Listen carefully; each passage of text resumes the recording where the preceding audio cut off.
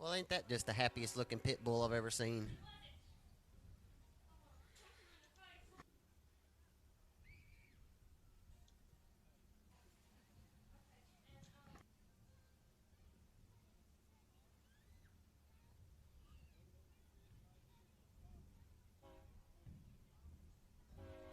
Factory stock heat race number one, you should be headed to the staging area. Factory stock heat race number one, you should be getting lined up and headed to the staging area.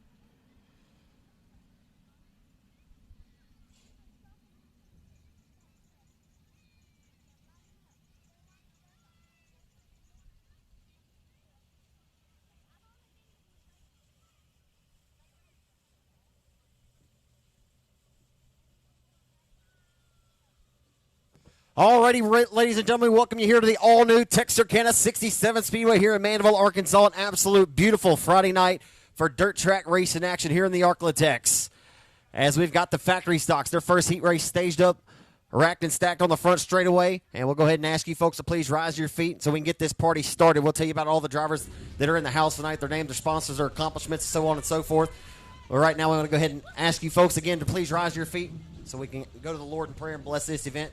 And please remain standing for tonight's singing of the national anthem by Miss Rainy Day Wilson.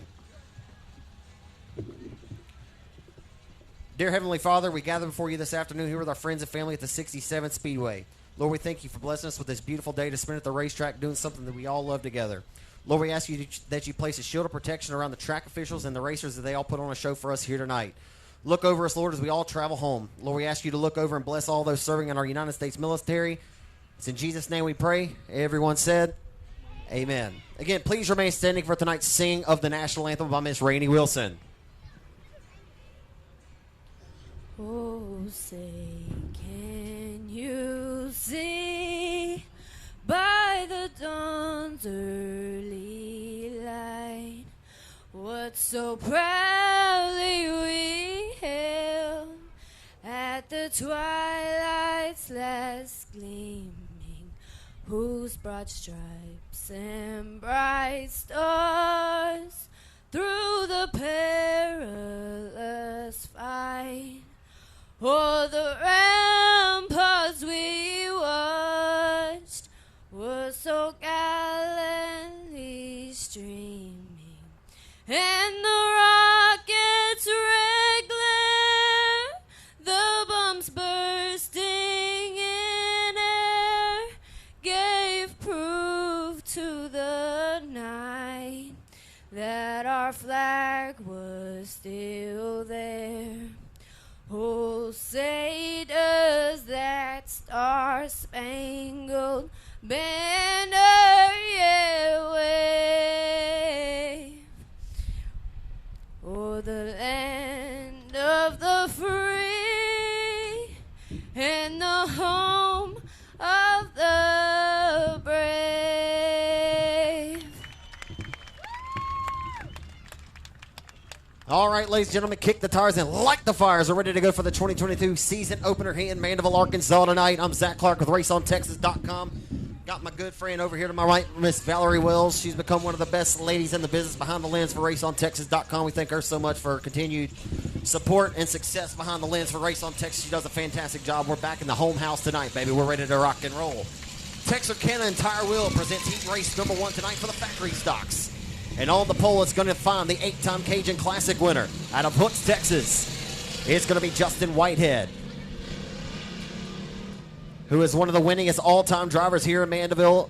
There's no doubt about it. He's in the Hadaway Towing Collision A&T Delivery Best Engine Powered Outlaw Chassis number 36J. Is Justin Whitehead again on the pole tonight. Outside of him in car number 25S, it'll be Justin Sales. Inside of row number 2 out of Eagletown, Oklahoma, piloting car number 51D, it's Daniel Lampier. Outside from Texarkana, Texas, it's Mighty Mike Wells, the 4-time 67 Speedway Factory Stock Track Champion. He's the Roto-Rooter sponsor, Central Heating and Air Outlaw Chassis, Best Engines, power number 38.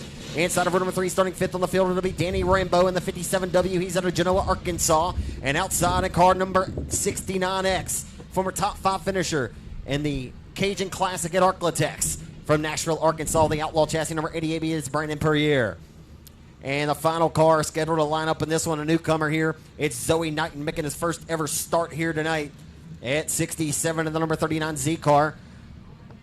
We've seen Mike Wells pilot that car to some good runs and some success here in the 2022 racing season while his 38 car was sitting on the sidelines. Again, ladies and gentlemen, you can find all of tonight's racing actions lineups on My Race Pass. You can go and download the lineups right there at your disposal in the palm of your hand from the Apple or the Google Play Store. As we get ready to kick the tires and light the fires on the 2022 racing season opener here at the all-new 67 Speedway. Lights are out. Judge, jury, and executioner Joe Hone has the green flag in hand, ready to drop it over your pole sitter Justin Whitehead from Hooks. So Joe Hone, the man with the plan with the flags in his hands, will be your judge, jury, and executioner tonight, and we will not turn them loose this time. We got one more trip around, I think. The light's tripping over there, isn't it? Hey, these are the kinks you work out on night one. I'm just rolling with the punches. I thought we was going, but we ain't.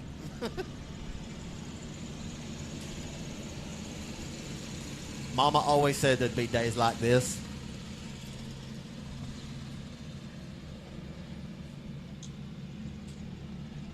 So Texarkana Tire Wheel presents heat race number 1. Brought to you by Red River Wrecker Service. Come on, Lee. Do we control the lights? Hey, does the flagman control the lights or do we control the lights?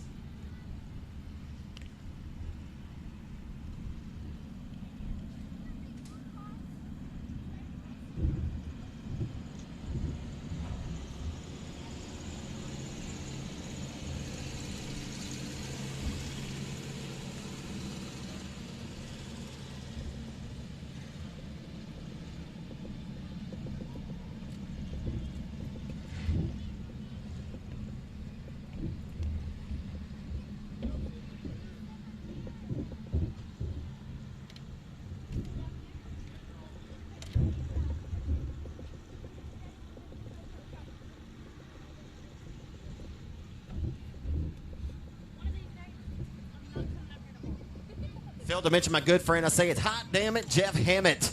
And the number 13 car, he's out of Edgewood, Texas, driving the Outlaw chassis number 13 car. He's got a best engine power plant, supplying the power underneath the hood of the number 13. Hammett with a top 5 finish from 13th starting spot in his limited modified at Arklatex last month.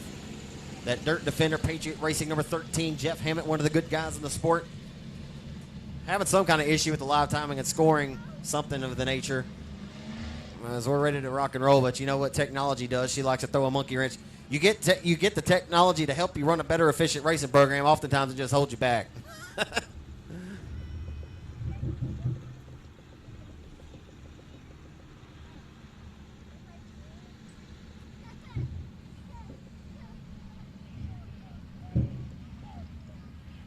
Appreciate your patience right here, folks, and in advance. As soon as we get it rolling, it'll be fine from here on out. But it's just one of them night number 1 kicks to you there. So appreciate you folks' patience here. No. So there they are again. Everybody give them a nice wave. How you doing? Keep it moving, right?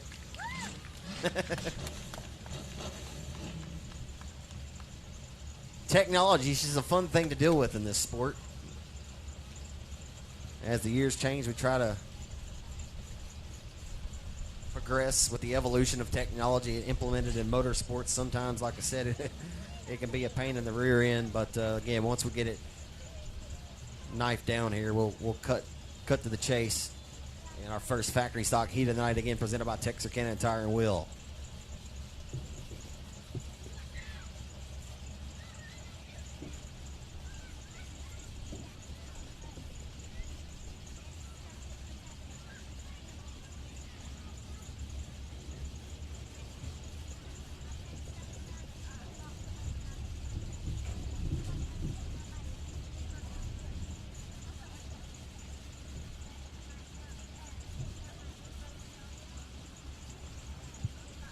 So Justin Whitehead last weekend putting Scotty Hulshapek behind the wheel of his USRA stock car. Car looks nearly identical, just doesn't have the hood scoop on the front.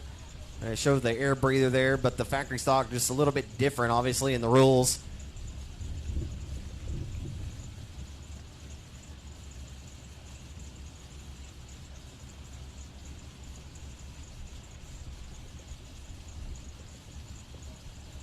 How's that for you, Corey?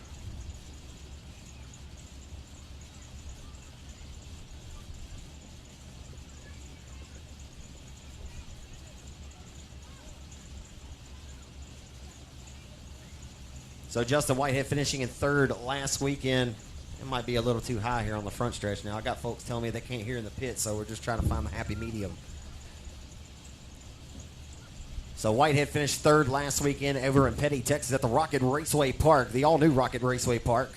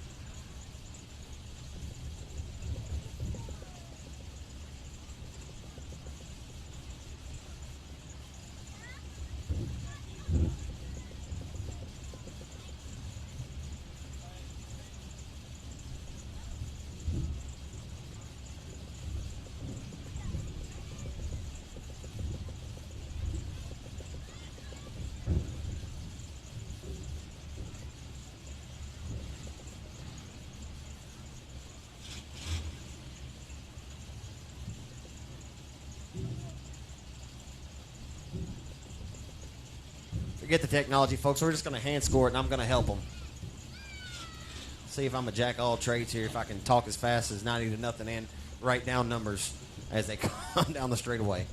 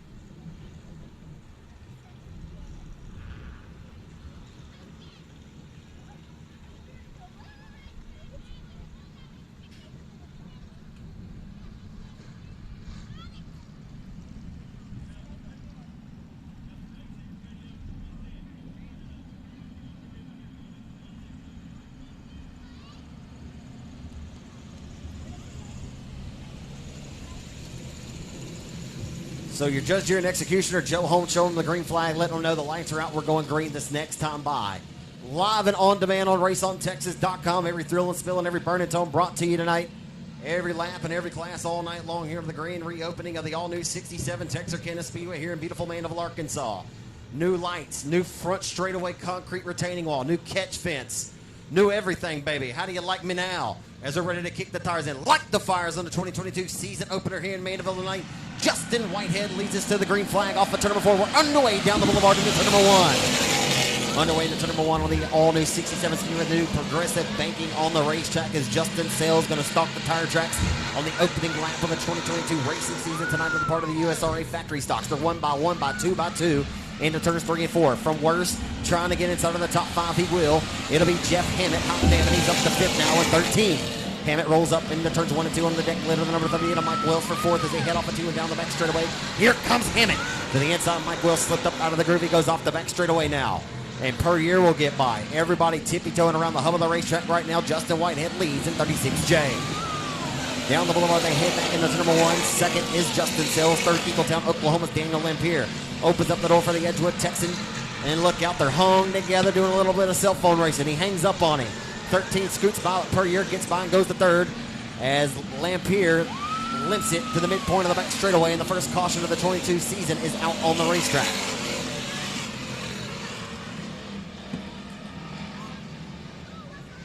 So the first caution of the 2022 racing season is out for the Eagletown, Oklahoma racer, Daniel Lampier, the number 51D rather, as he and Edgewood, Texas racer in car number 13 of Jeff Hammett got hung together off the exit of corner number 2, and they disconnected, and 51D at Lampier could no longer scoot down the back boulevard, as it allowed the 88 of Brandon Perrier to scoot by to go to 3rd. As we'll re-rack them and stack them and turn them back loose. We've got 4 in and 4 laps to go. This 8-lap affair tonight for the USRA factory stocks, presented by Texarkana Tire and Wheel.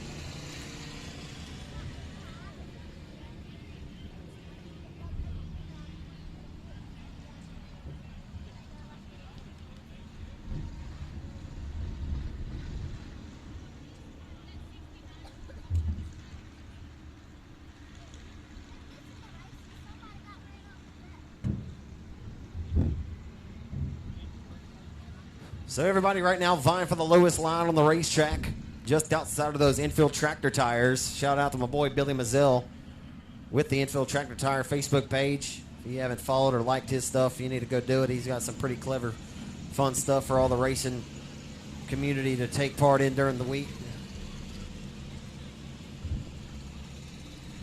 So tippy-toeing around the hub right now. Again, that new added banking, progressive banking added on the racetrack. And I'm telling you, it may take a few nights for it to get good and seasoned up there before you can run a little bit higher and find that good sweeping run off the exit. Again, we are scheduled to race last Friday and Saturday night with the Cam Super Dirt Series late models presented by Lucas Oil. However, that deal was rained out. Unfortunately, had a heavy downpour here on Wednesday afternoon and saturated the parking lot, and it would have just been a pain and a mess for fans to be able to park, as we were expecting a pretty large crowd last week. As they're still assisting the 51D of Eagletown, Oklahoma's Daniel Lampier off the back boulevard.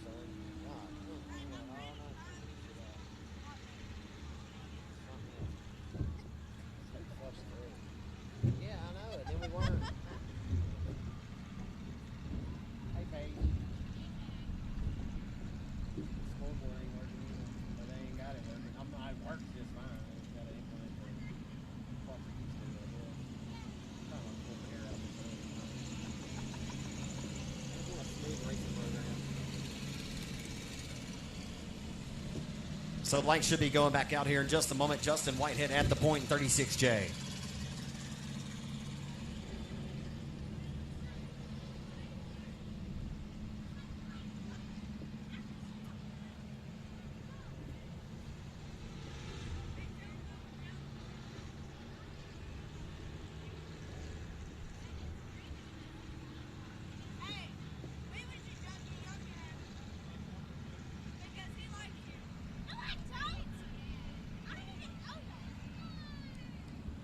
Got to give a shout out to my good friend Phil Whipple. He's one of our top, or he is our top writer, motorsports writer for RaceOnTexas.com. You see all the weekly driver spotlights presented by motorsports.com. But Phil's tuned in all the way from chilly 44-degree Maine tonight. Awesome. Phil does a lot for us. He lives in Maine, but he loves some Texas racing, and he'll have a nice little write-up on all the racing action for tonight come tomorrow morning. We appreciate you, Phil, for all you do for motorsports. Glad it's not 44 degrees here in, I almost said Louisiana, in Texas. As Justin Whitehead leads us back to the green flag off of turn number 4. We're backing away at 67.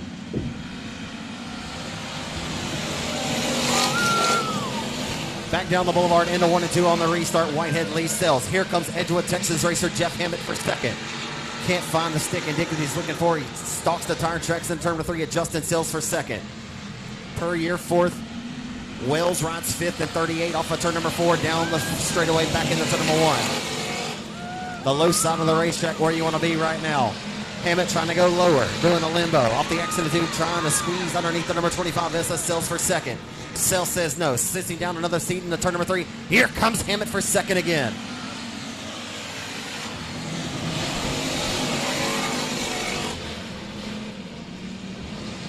One and a half laps to go in to meet the midpoint of the back straightaway. Side by side for second, down the back straightaway for second. Into 3, that's the best battle on the racetrack. Hammett from worst to try to grab second. Inside of Sells they come. Sells says no, holds him off.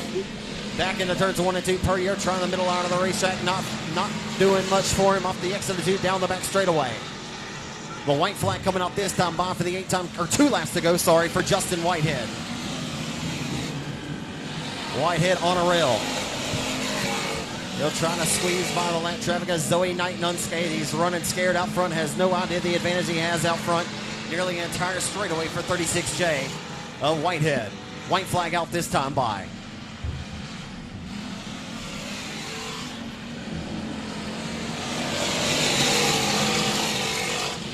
Per year has found a lane on the middle line of the racetrack. I'll go to the outside for third.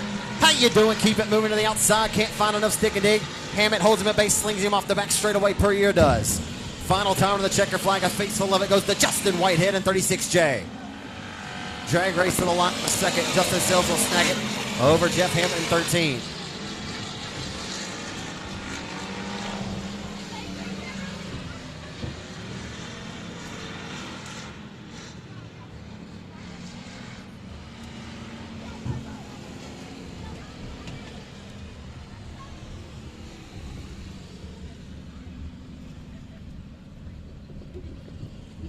So from worst to third, we are doing passing points. That's a part of the USRA Summit Race Equipment Weekly Racing Series implemented point structure. We will do passing points. So Jeff Hinton, oh boy, he'll be sitting pretty from worst to third out of Edgewood, Texas. Driver of the Patriot Racing Best Engine Powered Outlaw Chassis number 13. Jeff Hamilton, 13, grabs third. Second from Nashville, Arkansas, car number 25S. That'll be Justin Sales. And taking the victory, driver of the WW Timber Best Engine, Hadaway Towing Collision, Don Wildy Racecraft. Outlaw Racing Chassis number 36J from Hooks. How about a hand? 67 Speedway, your first heat race winner of 2022. Give him a hand, 67 Speedway race fans, for Justin Whitehead and 36J.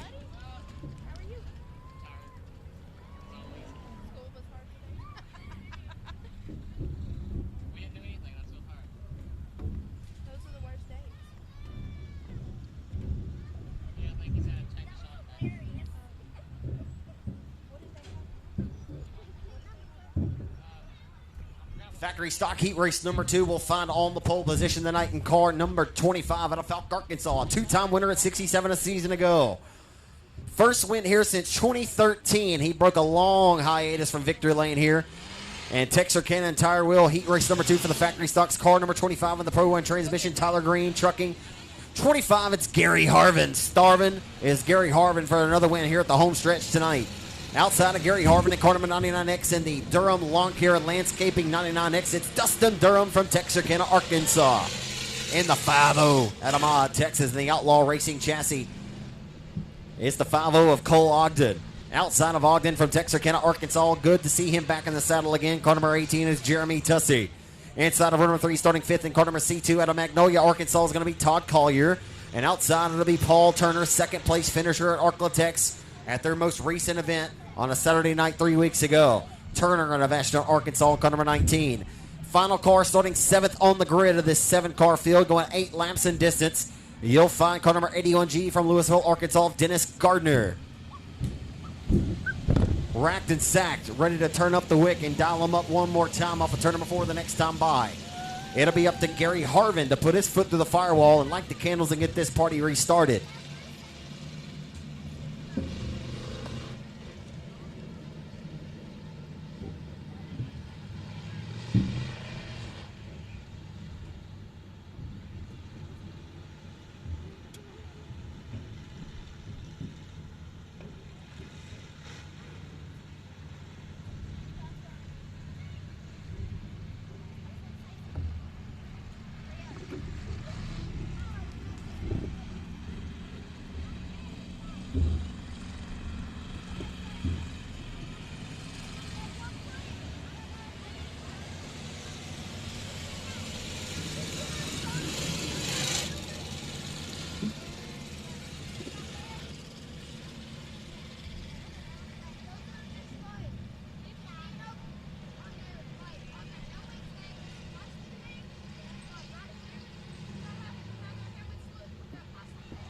So Durham would have been the outside front row, but he elects to go to the back in that brand new Durham Racing chassis car that he and his brother Derek built out of their shop in Texarkana, Arkansas.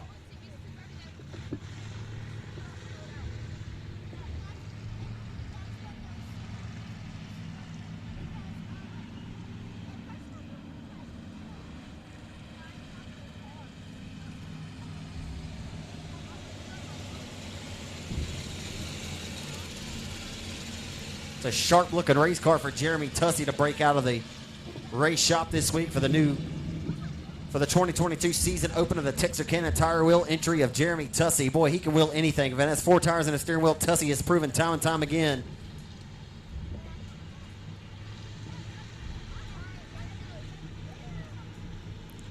So it's up to Starvin Harvin to put his foot through the firewall and get the party started. He'll do just that here off of turn number 4. And he relights the candles. We're backing away off of 4 here in Mandeville and heat race number 2 for the USRA factory stocks. And Tussey rides the front straightaway wall like Shaw White on a snowboard, and the rest of the field of victim of circumstance. The 81G caught some air of Gardner, and Tussey is broke down the boulevard, and he caught the new concrete retaining wall, and he ain't liking it. Oh my.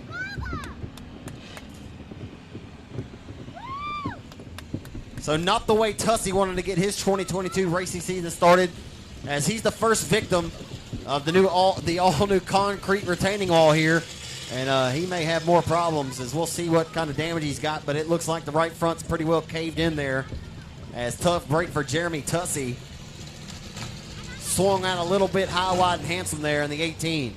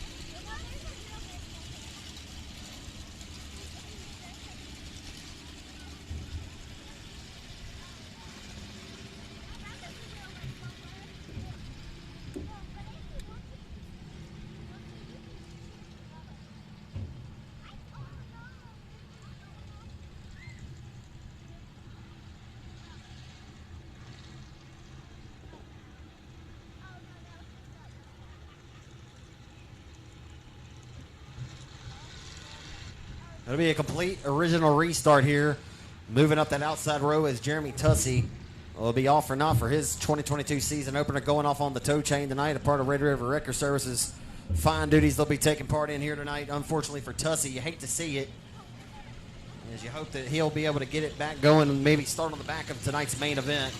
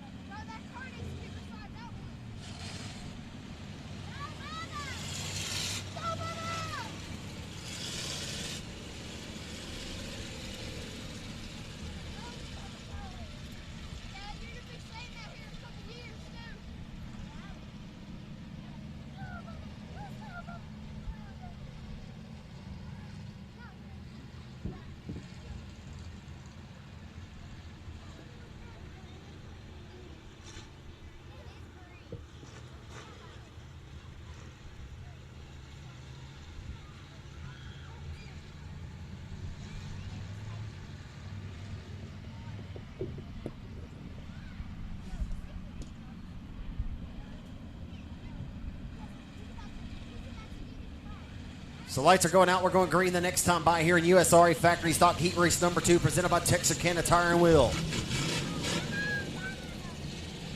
So unfortunate circumstances there for number 18 of Jeremy Tussey. He'll send him pit side. We'll re-rack and stack the field.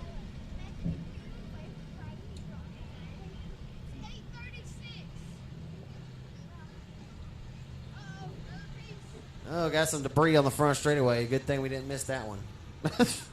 Almost did, but we didn't.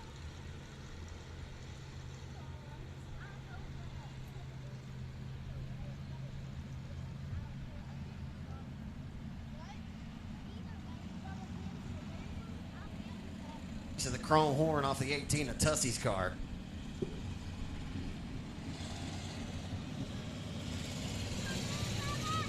So maybe this time we'll try it all over again. They'll take another look at the racing service here. We'll get ready to send them back full throat one more time.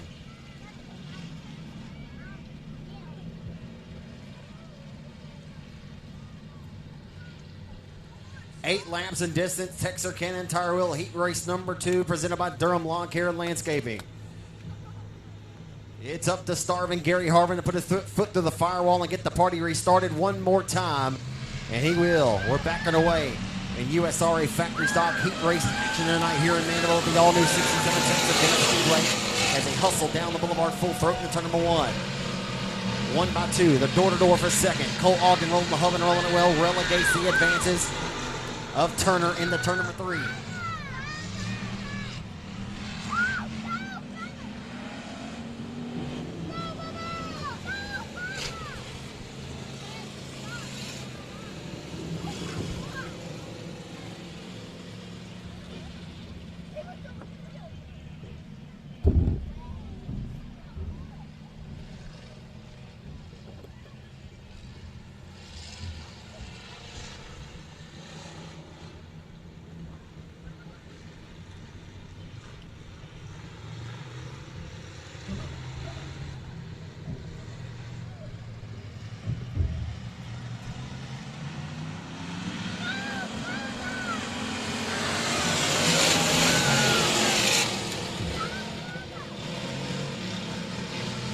Backing away, hustling off the exit of corner number 2, door to door on the restart.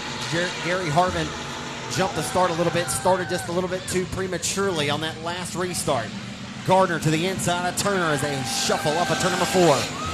Slinging dust into the Mandeville night sky as they hustle back down the front straightaway. Turner hung on the outside. And we can just hope that PSG, please stay green this baby. As he limps down the back straightaway. We hope that he exits the racetrack, keeps under the green flag. It will. As Harvin out front of the race lead. Justin Whitehead already a dominant force, winning heat race number 1 tonight here at 67. Is right now Cole Ogden with the crosshairs dialed up on the rear bumper. The number 25, Gary Harvin for the race lead. As they hustle into turn number 3, the battle back here for the final spot. Durham taking a peek underneath. The inside of Collier. Collier opening up the door. Everybody vying for the lowest line of the racetrack tonight. Right around the hub of the racetrack.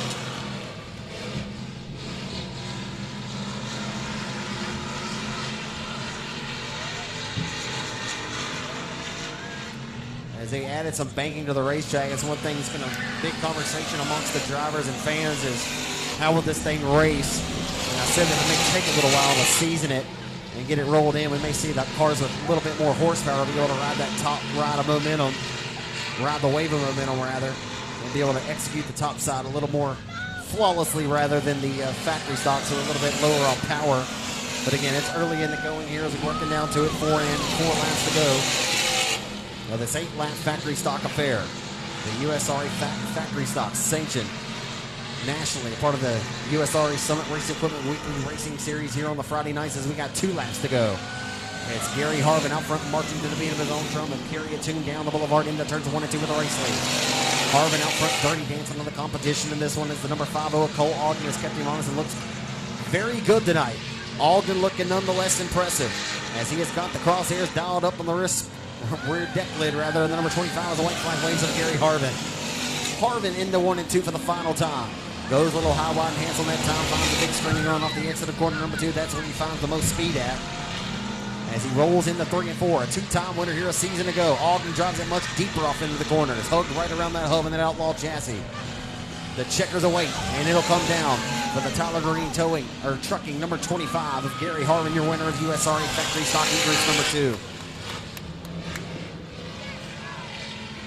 So from worst to third in this one.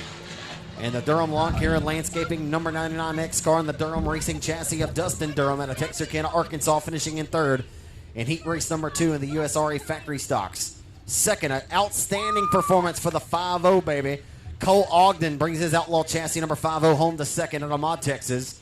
And taking the victory out of Falk, Arkansas on the Tyler Green Trucking Pro One Transmissions number 25, a two-time winner here a season ago. Give him a big 67 Speedway round of applause for Gary Harvin, your winner from Falk, Arkansas in 25.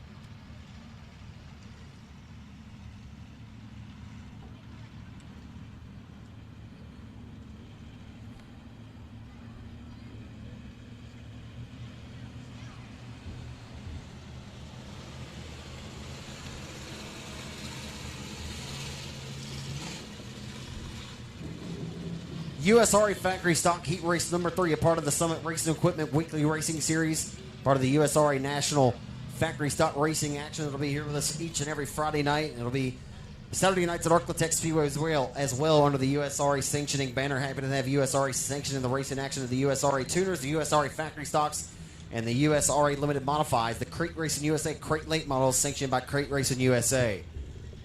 It's the easiest way to keep these drivers all honest. A great, each and every one of those sanctioning bodies do a fantastic job keeping all these drivers in the ballpark, make sure they don't get too far out and hitting the gray areas. It keeps these cars honest, and it keeps the racing very competitive all over the country. And it's certainly USRA, the best sanctioning body in all the US of A, and we're happy to have him. Todd Staley and his USRA bunch are the very best in the business.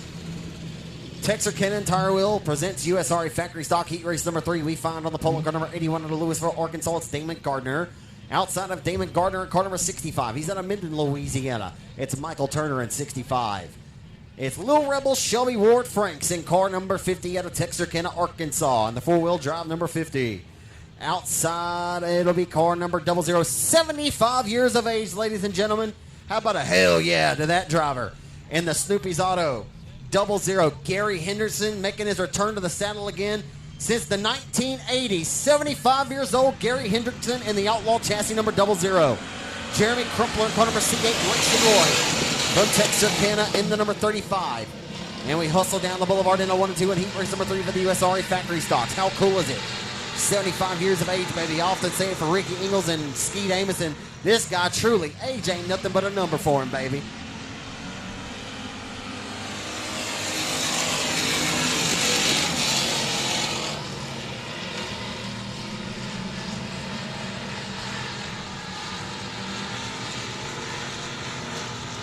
As a 75-year-old, Hendrickson takes a peek down to the inside of the number C at a Crumpler. Crumpler swings way high wide and hamps him off the exit of 4. Trying to keep the 00 honest. He'll go by. Hendrickson will in that Gary's Body Shop sponsored 00 Outlaw Racing chassis.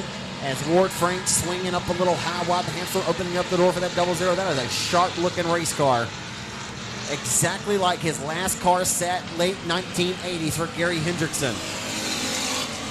Certainly the car to keep your eyes on. What a hell of a job he's done here. First time behind the wheel of a race car since the 80s. And boy, he's looking good and looking well. Hello, how you doing? Keep it moving. Hello and goodbye to Shelby Franks. Down the back straightaway, Shelby Franks with her hands full in the number 50. Rolling the outside, and it's not working for us. Crumpler now takes a peek to the inside of Hendrickson for third. Crumpler around the hub of the racetrack. Now Henderson faded up a little high, wide, and handsome. Leaves the lane on the bottom side of the racetrack for Crumpler. Crumpler in the C8. Door for third down the back straightaway. All the while up front with the race lead. This is car number 81 of Damon Gardner minding his own business in this one. Gardner dirty dancing on the competition in this one. Michael Turner sits comfortably in second to car number 65. Down the straightaway, Henderson all kinds of cattywampus off the exit of 4. A little bit too much gash in it. Off the exit of 2 and down the back straightaway. Opens up the door. Crumpler does down the back straightaway for Hendrickson to take a peek. He can't find the stick and dig. He will in the turn number 3 though. Gives him a little bit of a nod there. Off of 4, tips his cap to him. A little bit of more shucking and jiving off of turn number 4. As the midpoint of the front straightaway, a little bit of slight kiss contact. Just a little bit of rear side romance there. Nothing to preach about anyway. Down the back straightaway. As the white flag is displayed this time, dominating the competition. USRA Factory Stock Heat Race number 3. It's all Damon Gardner all the time. Third and final USRA Factory Stock Heat of the night here in Mandeville. As down the back straightaway, he'll head off into 3 and 4 for the final time, and a nice wrap. Number 18 car, Damon Gardner takes the win in 18. I said 18, 81. Flip the numbers around, will you? 65 of Michael Turner, snaps second. Jeremy Crumpler third. Now how about the run for the 75-year-old Gary Hendrickson, fourth in the 00 car. Well, folks, I wasn't born yet the last time that car number 70, the 00 car raced. That car looks exactly like his last car did when he raced in the 80s. I was born in 1988, and I think that his last race was in like 1988 or 89. I don't know. I wasn't old enough to remember. But how about that? How about a big 67 speed round of applause for 75 years old, baby? How you doing? Keep it moving. He was the class of the field in that one. He's just trying to get the feel back on the race car. It doesn't look like he never lost a step. As he and Crumpler put on the best race of the night so far. He and the C8 of Crumpler exchanging blows there. A little bit of a slight kiss of contact. A little bit of right side romance. How you doing? Keep it moving. Gary Hendrickson, 75 years old. Age ain't nothing but a number, baby. How about it? 00 car. And the Gary's Auto, Body Shop, Snoopy's Auto, Outlaw Chassis 00. Gary Hendrickson out of Texarkana, Texas, finishes in the 4th spot. Third, we'll go to Jeremy Crumpler out of Sarepta, Louisiana, car number C8. Second from Minden, Louisiana, the car number 65 of Michael Turner. And taking the win from Louisville, Arkansas, car number 81. Walk the dog on him. Damon Gardner, your winner of heat race number 3 for the USRA Factory Stocks, presented by Texarkana Tire and Wheel.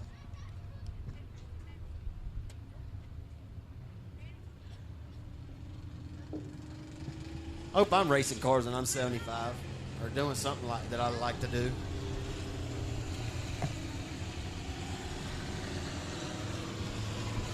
I'll be the coolest grandpa in the South.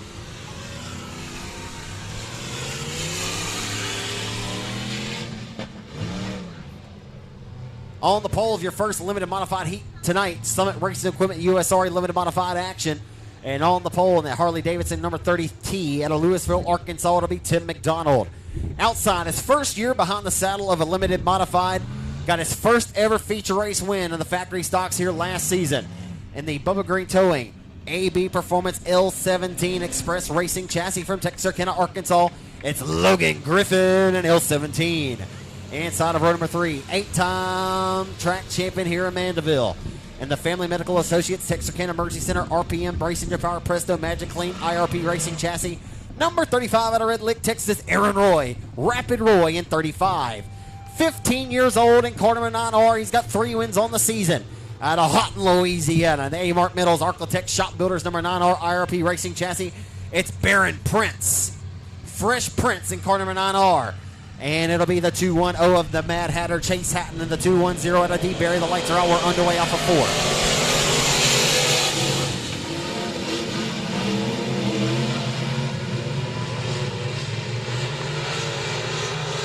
So the Fresh Prince of Houghton, Baron Prince, slings her off in the 3 and 4. 2 young guns. 17-year-old Logan Griffin. 15-year-old Baron Prince, 1 and 2. As the elder statesman now, Aaron Roy, who was racing at those ages here around his home racetrack. Now the 8-time track champion over that period of time. As he rolls into turns number 3 and 4, the second-generation racer Aaron Roy off of turn number 4, down the boulevard in third. Stalking the top turn. Prince will take a peek down the inside. Prince leaves the door open. Down the back straightaway, Logan Griffin up front with the race lead. Dirty Dance up, and here comes Aaron Roy. Aaron Roy driving it steep. He's driving a little deep off into the corner as everybody vies for the hull of the racetrack tonight.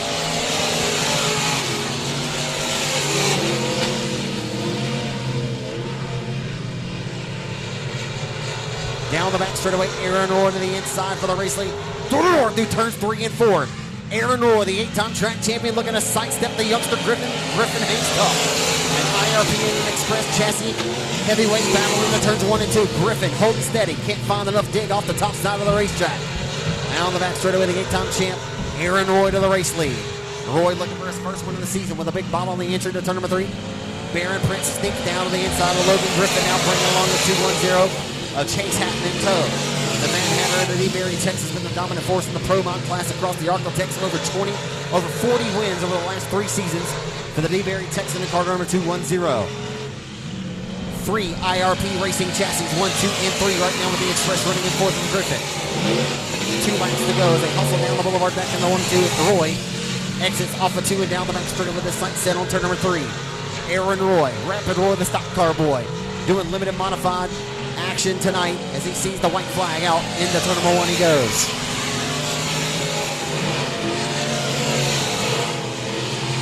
We'll see what happens for second. Roy looks like he has this one in the bag. Battle for second. Hatton giving work to the 9R Prince.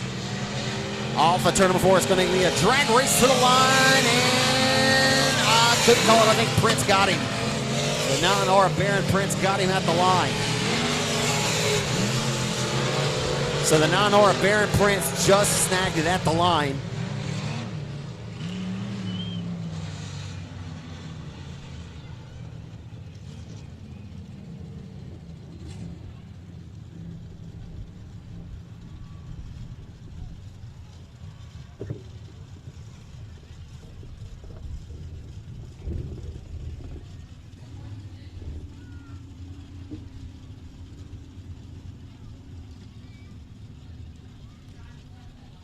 Well, folks, oftentimes the scoring loop and where the transponder is mounted on the race car doesn't obviously tell the tale from what we see with our eyeballs. Like, my eyeball test tells me the 9R Baron Prince beat the 210 Chase Hatton back to the line.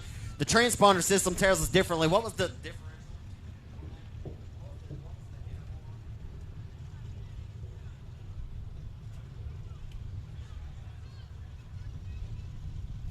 I'm going to tell you what the differential was there.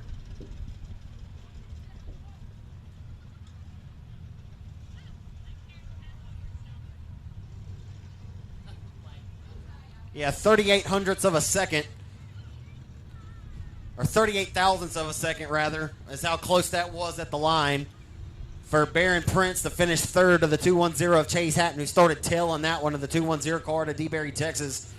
But walking the dog on them, ladies and gentlemen, setting up shop, going to victory lane in your first Summit Racing Equipment Weekly Racing Series USRA Limited Modified Heat Race of the night. How about a hand for your 8-time track champion, Rapid Roy, Aaron Roy out of Red Lake, Texas, your winner of USRA Limited Modified Heat Race number 1.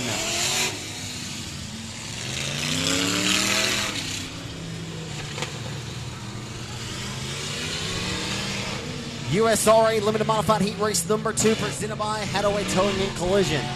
On the pole, you'll find Dustin Taylor in the Express Racing chassis, number 88. He's out of Hooks, Texas, in car number 88.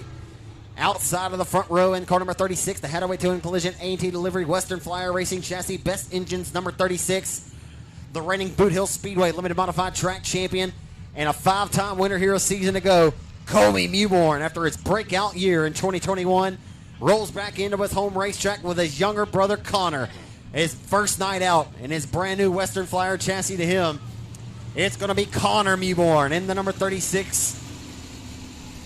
Connor Mewborn in the number 36C, Harold's Transmissions, Hadaway Towing Collision, A&T Delivery, Western Flyer chassis number 36C. It's Connor Mewborn, 17 years old. Outside, the former $5,000 winner of the Battle of Boot Hill at the Boot Hill Speedway in Greenwood, Louisiana. And car number 23M, it's Jimmy Day out of Greenville, Texas. There's some heavy hitters in this one, folks. And the 99X Durham Racing chassis, the Durham Lawn Care and Landscaping Durham chassis, number 99X out of Texarkana, Arkansas. That's Dustin Durham. And Steven Hogan out of Jefferson, Texas. He pilots car number 18. And then you'll find the car number 72 tonight That is Garrett Gibson. Garrett Gibson out of Houghton, Louisiana, the Creek Racing USA Creek Lake Model Feature winner of the Boot Hill Speedway 1 month ago.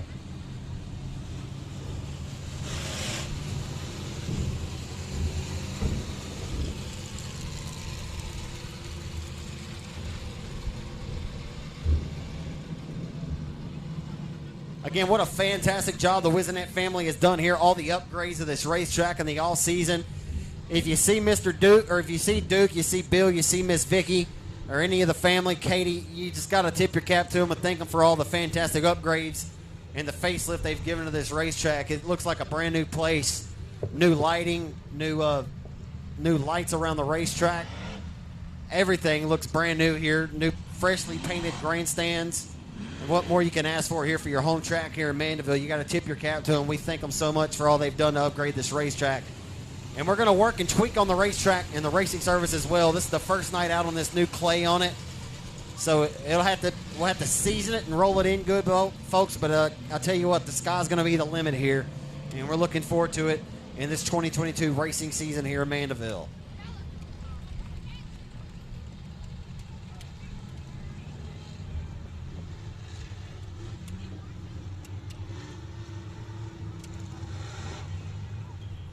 So the 72 is scheduled to be in heat race number 3 of Garrett Gibson. So he got a little trigger happy and wanted to fire with heat 2, but we told him you can't do it. We'll let him try it again in heat 3. He should be able to pass the test.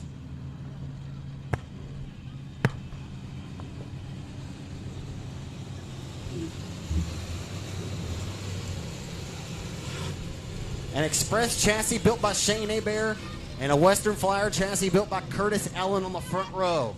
It's Dustin Taylor and Colby Mewborn. Connor Mewborn in row number 2 in the 36C. Boy, I bet Christy and Brian are about to pull their hair out for this one to even get started. Both of these young men have pushed the progression of their racing careers and have turned up the wick here as Connor has been nothing less than stellar in the factory stock. His first night out in the limited. We'll see how he does. Or lights are out, we're underway.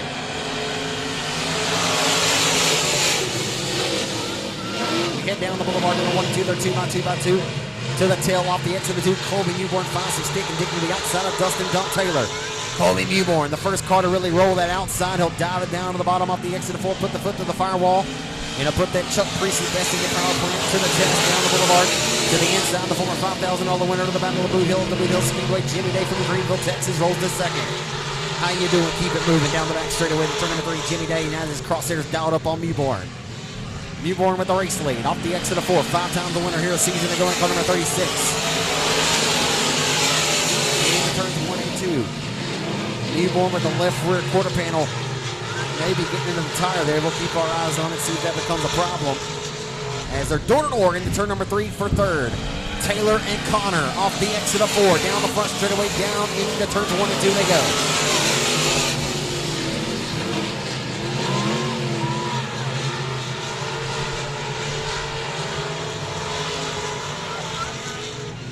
Right now, Jimmy Day is rocking and rolling around the speedway. Hustles down the front straightaway to 1 with his crossing is dialed up. Colby Mewborn for the top spot. Nothing doing that time.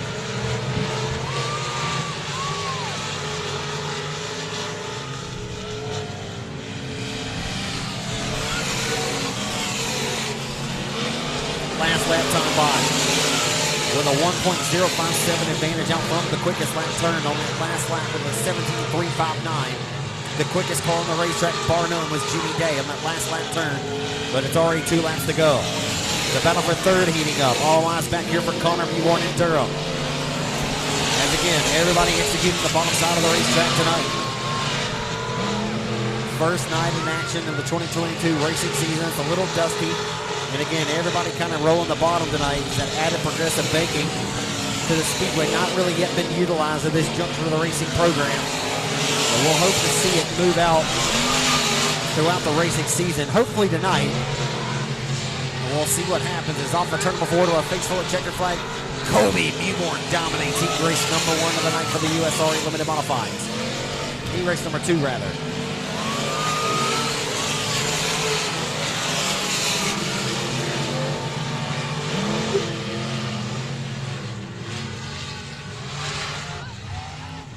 So outstanding opening heat race performance for his limited modified racing career. Taking the victory in the Hadaway Towing Collision Pro-Am Transmissions Hadaway Towing Collision A&T Delivery Western Flyer Chassis Best Engines number 36. Colby Mewborn dominates heat race number 2 for the USRA Limited Modifieds, finishing in second. Again, the former $5,000 winner of the Battle of Boot Hill, Jimmy Day out of Greenville, Texas, drives his Clunch chassis to second in the 23M. And finishing in third in car number 88 of Dustin Dump Taylor. Great run there for Connor Mewborn as well in car number 36C.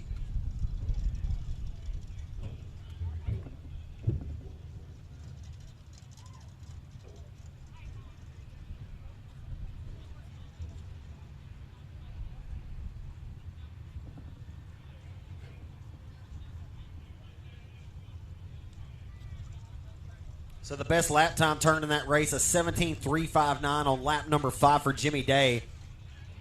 But your heat race winner not far off, a 17.365 for Colby Mewborn, so not very far off there. They were all very, very close in times.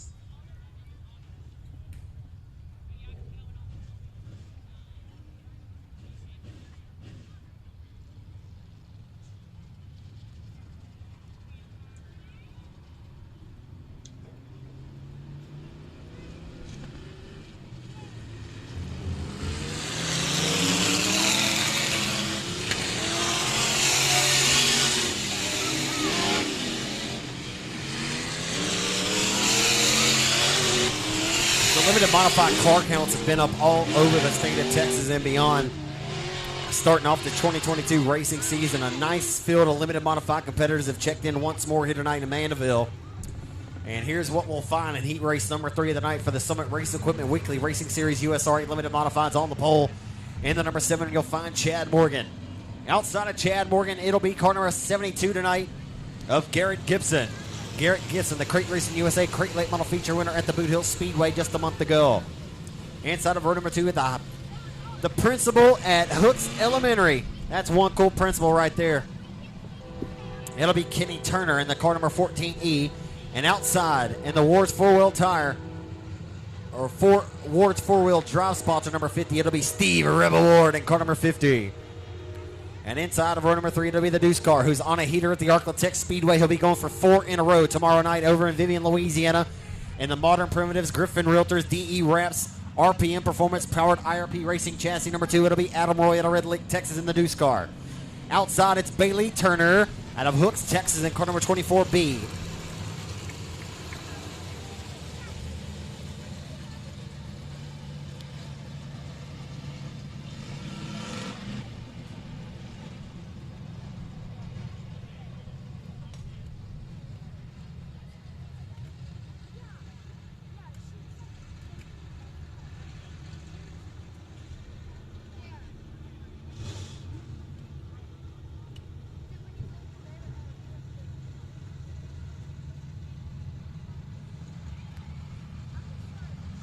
Again, guys, appreciate your patience in advance. There's been a few kinks and such we have to iron out. A few of these drivers not mounting their Westhold transponder in the proper location, or there's several drivers who don't have one, so they're trying to make sure everything's ready to rock and roll in that regard. But we're ready to go this time in USRA Limited Modified Heat Race number 3. Going 8 laps in distance, top 3 to Tech. Chad Morgan's your pole sitter in car number 7. The car to keep your eyes on, folks. Like I mentioned, he's won 3 in a row at the Arklatex Speedway, where we'll head tomorrow night. Adam Roy in the Deuce Car. He starts 5th. He'll be the one to watch. Lights are out. We're underway.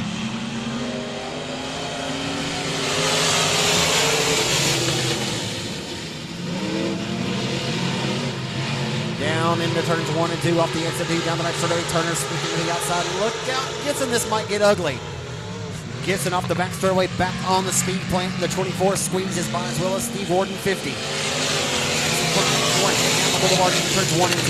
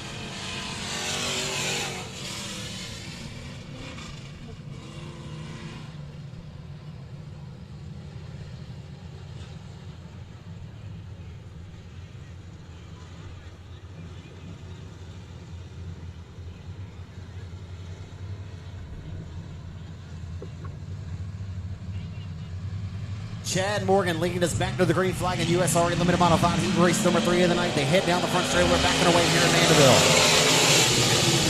They shuffle down the boulevard, 3 wide for the race lead in the turns 1 and 2 on the restart. 3 wide at the tail as well for a matter of moments. Down the back straightaway, Turner grabbing 2 for the price of 1. Adam Roy to the inside of Gibson. Throw a blanket over the entire field through 3 and 4 and off of 4. Leading Latin 1 goes here, pole center with the 7 of Chad Morgan. Steve Rebel Ward wants a little bit of Kenny Turner. Oh, baby, a little bit of contact. They're 1 by 2 by 2. It's heating up at 67, and Turner tries to shoot the gap and go 3 wide. Thought better of it. Ward off the back straightaway. Oh, boy, it's heating up at 67 through 3 and 4 and off of 4. Down the front straightaway, back in the turn number 1. Chad Morgan out front with the race lead, but for how long? Because here comes a hungry Kenny Turner. Principal Turner down the back straightaway for the race lead. Stalking the tire tracks, Adam Roy being brought along in tow. In third, off the exit of 4, Morgan swings high, wide, Hansel. Turn to the inside there, side by side for the race lead to the midpoint of the front straightaway. In the 1 and 2, down the boulevard, back into 1 and 2. The best heat race of the night so far. And Principal Turner to the race lead. Down the back straightaway, Ward off the back straightaway once more. And here comes Adam Roy out of Red Lake, Texas. Adam Roy digging tonight. Off of 4, down the front straightaway, back into turn number 1 of the Panel Trust Fines Construction RPM powered IRP Racing Chassis number 2 car. The winner 3 nights in a row at the Architect Speedway. He'll try to head back to Vivian, Louisiana tomorrow night and get 4 in a row. But tonight, he's got business to handle. And off of 4, stalking the tire tracks of the 14 of Principal Turner in the turn number 1. Here comes Adam Roy for the race lead. Oh boy, and Adam just broke something maybe on the race car. Not sure, but he lost a lot of momentum there off the exit of 2 and allows the 14E of Turner to get by. May have broke a shock. The left rear is sitting really low. The suspension, it looked like, on the left rear. Just eyeballing it from my vantage point. I could be overlooking this. Turner takes a look and goes to 3rd down the back straightaway. Hello and goodbye. How you doing? Keep it moving. Chad Morgan up to 3rd comes Bailey Turner out of Hooks, Texas. The white flag is out for Principal Turner in the turn number 1. His 8-lap affair has been a good one from the drop of the initial green flag. Been all kinds of movers and shakers and comers and goers in this one. Final time in the turns 3 and 4, and here comes Adam Roy one more time. He can't find enough as Principal Turner, the Eubanks logging number 14, takes the victory. And Summit Racing Equipment USRA Limited Modified Heat Race number 3, Kenny Turner takes the dub. Well, how about a hand 67 Speedway for the coolest principal in Bowie County. Principal Turner takes the win in heat race number 3 for the USRA Limited Modifieds. He's going to have a lot of kids coming up to him on Monday, hopefully. Or maybe they'll see him in the paper on Monday morning. Principal Turner, the Eubanks logging number 14, takes the victory in Summit Racing Equipment USRA Limited Modified heat race as Adam Roy from worst to 2nd in the RPM-powered Vines Construction Panel Truss DE Wraps Modern Primitive sponsored IRP chassis RPM power number 2. Adam Roy out of Red Lake grabs 2nd. And from 5th to 3rd out of Hooks, Texas in car number 24, Bailey Turner finishes in 3rd. That was a pretty good one. Most exciting heat race so far tonight, folks. You had any idea who was going to win that one from the drop of the green all the way until the checkered finally came out just a moment ago.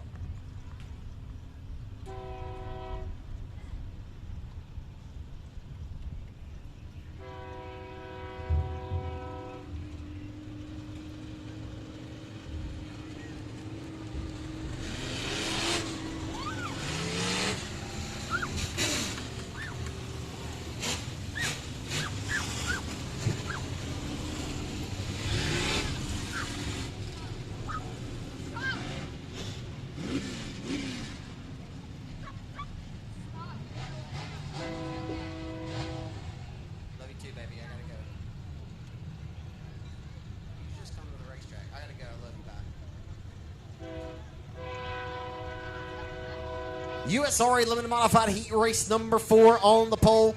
He's won 4 races this season at the Rocket Raceway Park in Petty, Texas, and he's been nothing less than stellar. It's going to be the former Icebreaker winner. He's a former Hoosier Tire Southwest Southern Sport Mod Nationals winner. In the number 20D, it's Rowdy Day in car number 20D. Rowdy Day out of Greenville, Texas in the number 20D. He'll be one to keep your eyes on. And outside of the front row in the number 2 is the former IMCA state champion, a former track champion here at 67 Speedway 3 times in his racing career. Out of Hooks, Texas, in car number 2B, it's Dustin Robinette. Inside of row number 2 in the custom coating and fabrication 00 car from Falk, Arkansas, it's B.J. Moore in 00. And outside, it is the 2018 factory stock track champion. He scored 14 wins back in the 2018 season, former $5,000 winner of the factory stock 50 at Arklatex. It's Brendan Brown from Hooks in car number 32. And inside of row number 3 out of Benton, Louisiana. If you ever get in an incident and you're over in Northwest Louisiana, this is the man you're going to call to save your life. An EMS, the EMS ambulance service over there in Benton, Louisiana. In car number 10, it's Jason Salter, my good friend and a sponsor in my iRacing career. And car number 18J out of Texarkana, Arkansas. Or Texas, rather. Second generation racer, it's Jake the Snake. It's Jake Huckabee in car number 18J. So that's the son of Jeff. It's Jake. I never called him Jake the Snake, and I don't know that I'll do it again. It just came out. But he's been pretty sneaky fast. And that might be a good nickname for him because he has been pretty sneaky quick. We'll see if he peeks his head in there and puts his fangs on this competition here in just a moment. 6 cars scheduled to go 8 laps in distance, with the heavyweight starting on the pole of Rowdy Day in 20D. Rowdy's father, Jimmy, just finished second in heat race number 2 to Colby Mewborn. So the Day family in the house, the only one we're missing is Bo.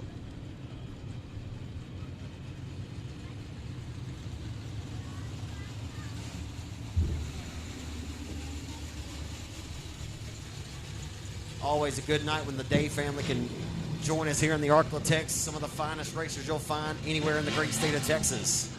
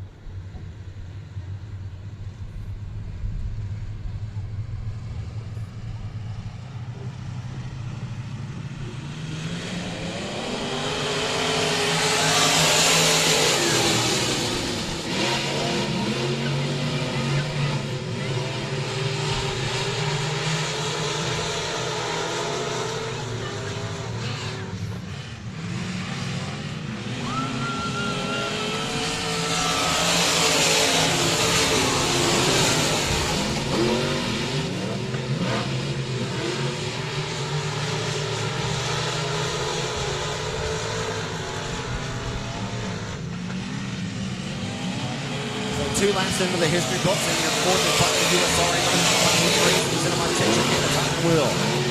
Brandon Brown has his crosshairs dialed up on the wrist spoiler of the number 20 of Rowdy Day, who has been killing the competition all year long over in Petty, Texas at the Raceway Park.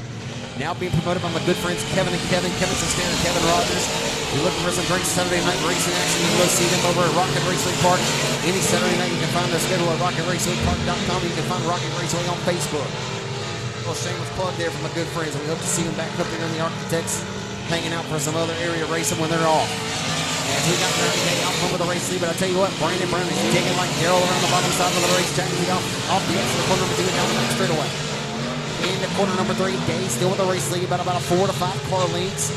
And swing a little high line handsome. That's where Brown makes up the gains on him. Off of 4. Swinging dust up into the Mandeville night sky. Into turns 1 and 2.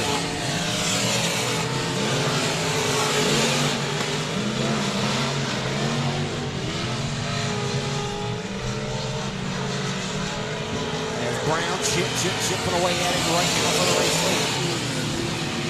2 laps to go, 1.5 laps to go, and he meets the midpoint of the back straightaway as we exit corner number 2 down the back straightaway. Into turn number 3 we go. Brown with the crosshairs dialed up. Can he do anything with Day? There's where he makes up the gains. He picked up another car lane. The white flag is out. If he's going to do it, he's got to go, and he's got to go now. Final time in the turns 1 and 2. Setting sights down the back straightaway, your race leader of Rowdy Day, and Brandon Brown just took a scenic route to the infield and will open the door for Dustin Robinette on the final lap as they drag race to the checkers. Rowdy Day, your winner of your 4th and final Summit Racing Equipment USRA modified heat race of the night.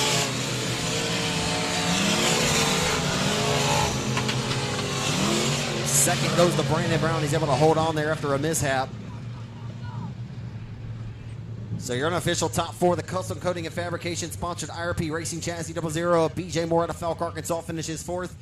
Out of Hooks, Texas in car number 2R, Dustin Robinette will finish third. Second, former track champion in car number 32 of Brandon Brown. And taking the victory in car number 20D out of Greenville, Texas. How about a big 67th Speedway round of applause for Rowdy Day, your winner of your fourth Summit Racing Equipment USRA Limited Modified Heat of the Night here in Mandeville at 67.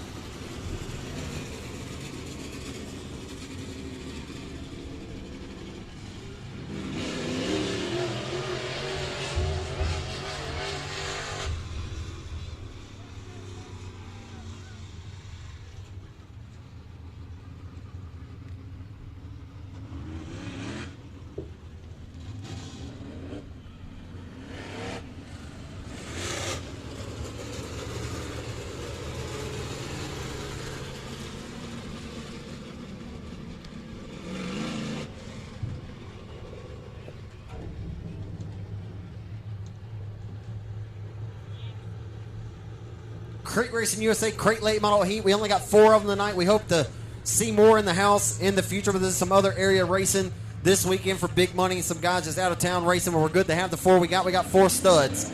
It's 15-year-old Baron Prince from the front row. Union Mills Architect Shop Builders number 9R. Hustle in turns 1 and 2. B17 a ball, 15 a Stucky down the back straight with the daughter over the race lead. Neck and neck for the top spot. Baron Prince sparing no expense. Red Baron, Fresh Prince, whatever you want to call him. A slight job on Prince. And Dororo for the race lead. The Bubba Green Toad, 80 Performance Black Diamond Chassis. The B17 of Brandon Ball, a freight train rolling like a locomotive to the inside for the race lead. He's got it. Down the back straightaway, Brandon Ball to the top spot in B17. Late model screaming around in the 604 cubic inch power underneath the hood. If you want to go late model racing anywhere around the Arkansas, Texas, this is your meal ticket right here. Into turn number 3 they head. It's Ball stretching that advantage out as Clayton Stuckey trying to keep him honest off the exit of 4 and down the front straightaway. The advanced powder coating.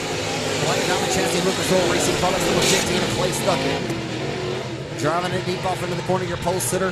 9R Baron Prince a little tight off the exit. Keeps it ironed out down the back straightaway. Caution here. All the fans over the left were standing up looking.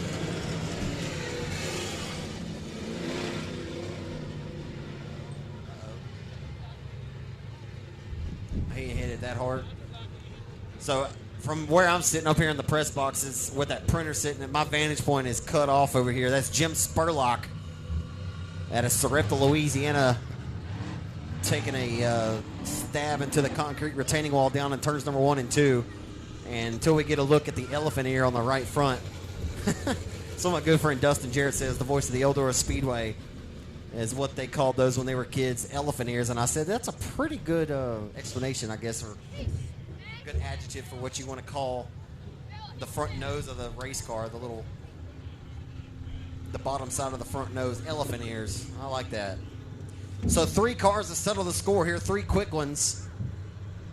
Brandon Ball in his second full season now in crate late model action. He started off the year very hot last year, winning the first 3 crate races held at the Rev.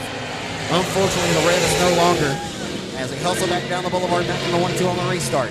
15-year-old Baron Prince rides third behind the 15 of Clayton Stuckey out of Blanchard, Louisiana. As Brandon Ball off the exit of 4 down the front straightaway with 4 laps to go.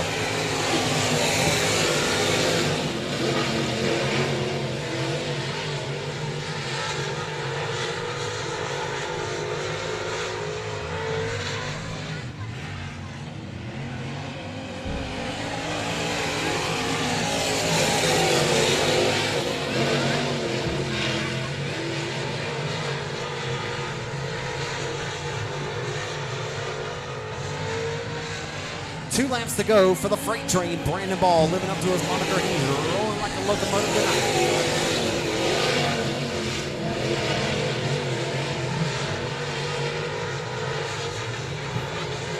Again, for any of you folks watching live tonight on Race on Texas, I've touted this place as honestly one of the most underrated racetracks around the state of this is Arkansas, just across the Texas state line. I often said this place is one of the most underrated racetracks and how it races in the Arklatex. Again, new progressive clay and banking added to this place in the offseason. It's not racing as good as it had the last several years, but again, this is the first night on it, our first race of the year. They've done so many upgrades and many improvements, giving this place a much-needed facelift. They've been working their tails off, so we tip their cap on that. We're going to work on this race service to get it better and better, so I don't want anyone to take a final conclusion about how this place is going to race throughout the entirety of the season. We're going to get this new clay season and rolled in good, but I believe this place will start racing better and better as the year progresses on. But Crate Racing USA Crate Late Model Heat Race action is into the history books. And the driver to the Bubba Green Towing, AB Performance, Team 5 Enterprise Black Diamond Chassis number B17, formerly from Farmerville, Louisiana, now resides out of Texarkana. The B17 rolling like a locomotive, living up to his moniker. The Freight Train, Brandon Ball, dominates heat race action for the Crate Racing USA Crate Late Models, finishing in second. In the Swain Construction, Lucas Oil Racing Products Advanced Powder Coating Black Diamond Chassis number 15 of Clayton Stuckey out of Blanchard, Louisiana. And the driver to the Arklatex Shop Builders, A. Mark Middles, number 9 R out of Houghton, Louisiana, 15-year-old Baron Prince is third. And that's how they'll finish. And Crate Racing USA Crate Late Model Heat Race action.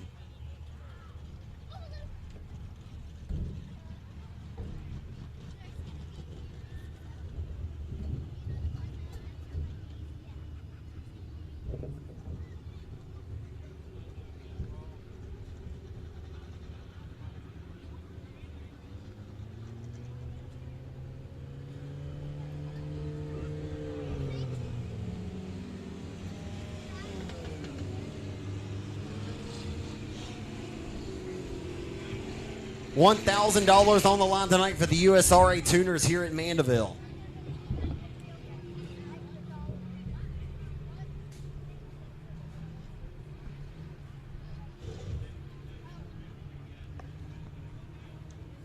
If you're watching live tonight on RaceOnTexas.com from the crib, or you're watching on the go on your smartphone, if you want to shout out or anything, I'll be happy to do that for you if it make you feel like a million bucks for a minute or two.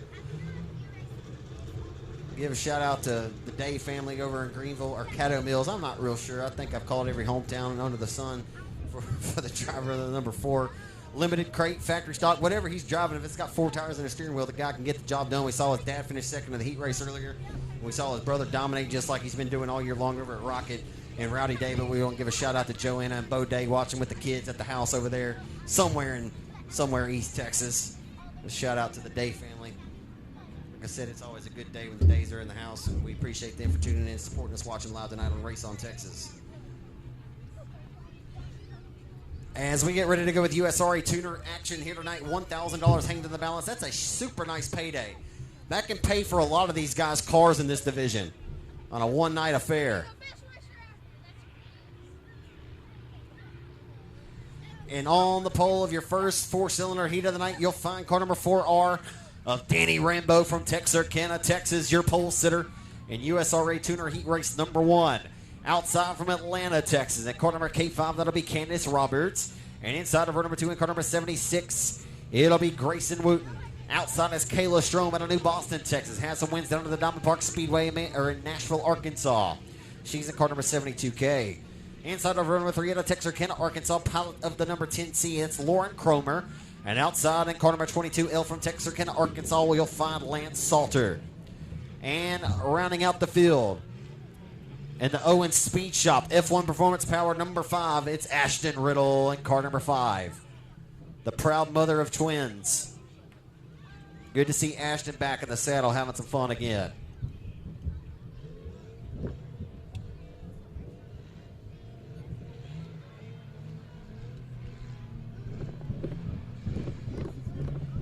Got to give a good shout out to my good friend, Mr. Mike and Beth Peterson, watching over there in Northwest Louisiana. Biggest diehard fans in motorsports. Always appreciate you tuning in, Mr. Mike. I'd love to see you so I could shake your hand, sir, but we appreciate you for tuning in, watching tonight as we're underway in USRA Tuner Heat race number 1 of the night, and already picking the pocket of 3 of them. We got $1,000 on the line tonight, baby. In the 5 car of Ashton Riddle already picking the pocket of 3, relegating them. And she'll roll to the outside for 3rd. And how about it, baby? Off of 4. Again, the proud mother of choice. She's got the number F1 Performance Proud number 5 screaming around the top roads of the Texarkana Speedway right now. She left all the other ones in their dust and letting them fend it out and fight off for themselves back there. And she's got the number 5 car rolling, but we got a battle shaping up for the race lead. Down the front boulevard into turns 1 and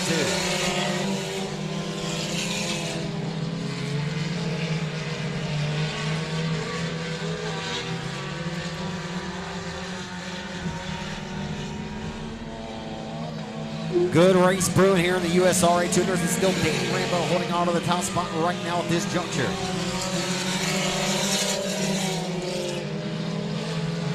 Going on the top ropes of the racetrack down the back straightaway. Rambos relinquishes the top spot. Been relegated here through turns 3 and 4.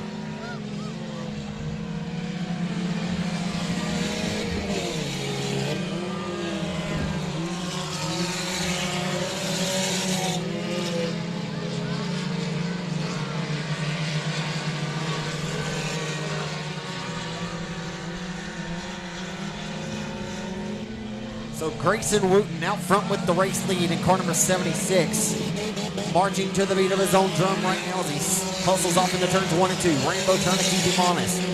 They exit corner number 2 and down the back straightaway. The quickest lap turn to this race at 21.93. And that was the last time by on lap number 5. Or car number 76, your race leader of Grayson Wooten. 2 laps to go. This 8-lap affair for the front wheel drop 4 cylinders.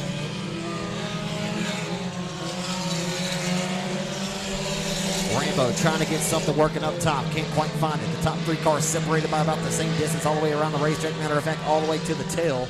Or throughout the top 5 as lap traffic will be out in front here on the final circuit as they head off into turn number 1. That's the K5 of Roberts. Going to be disposed of readily into turn number 1. Making the 41 of Wooten change up his line a little bit. Opens up the door for Rambo. He can't find enough steam as they roll down the back straightaway for the final time in the turns 3 and 4. A face full of checkered flag awaits by your flagman Joe Hone, and Grayson Wooten will have dominated heat race number 1 tonight here at 67.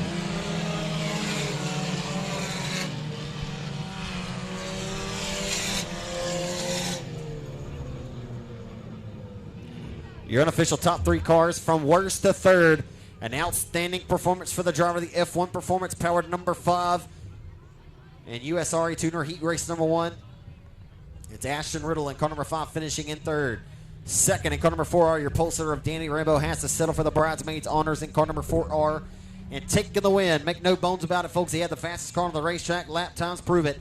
Car number 76, your winner in heat race number 1 goes to Grayson Wooten in 76.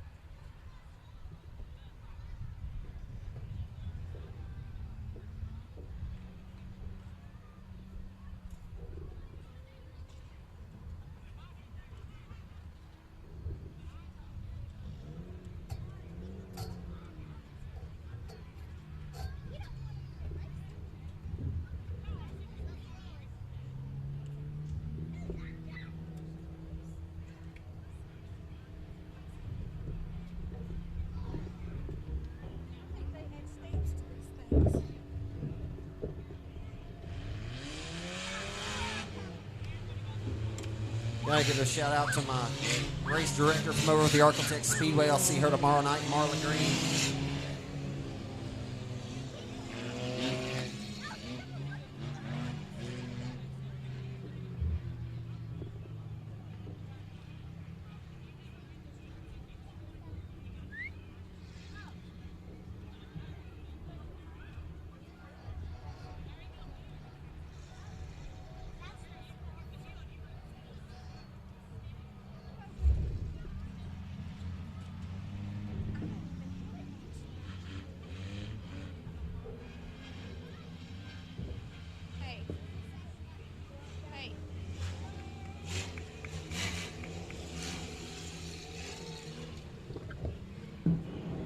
Heat race number 2 for the USRA tuners here at I almost say Architects again.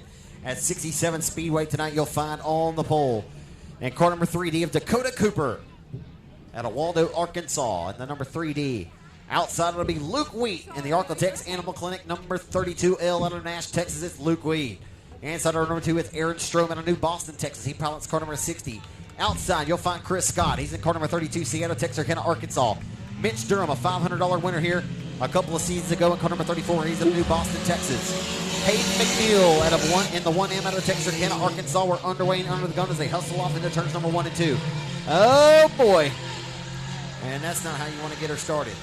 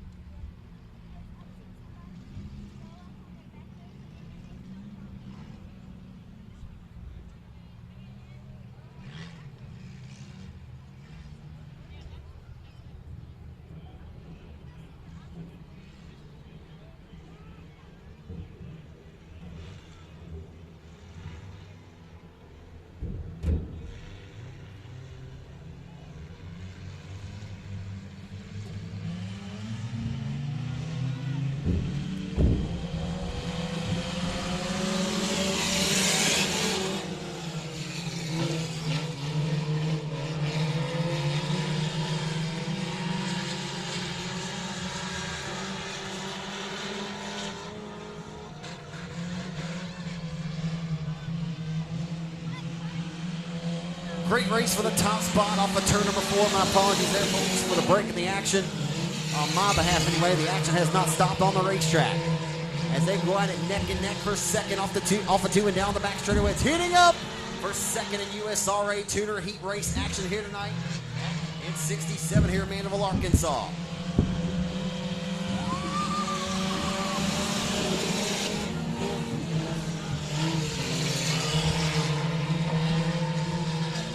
Right now with the race lead is the Architect Animal Clinic sponsor number 32, L of Luke Wheat, who's out front with the race lead. But for how long? Aaron Strom in car number 60 has worked his way into second. Crosshairs dialed up from the race lead. As Luke Wheat still holding on to it right now. Working off the exit 2 and down the back straightaway. Scoring lap number 4 the next time by. This 8-lap affair will be 50% in. Completing this one is the 34 of Mitch Durham's rolled up the 3rd and 34.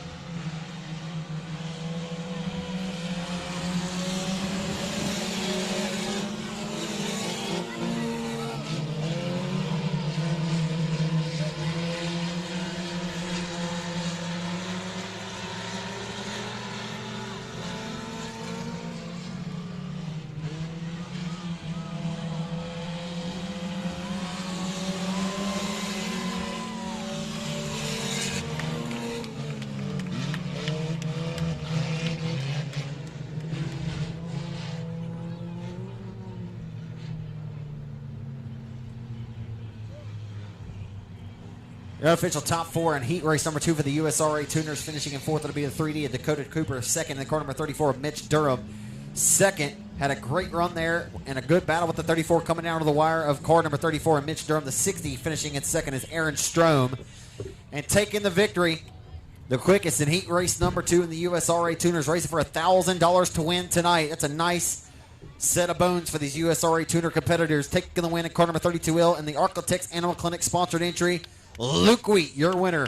Again, in USRA Tuner heat race number 2 action.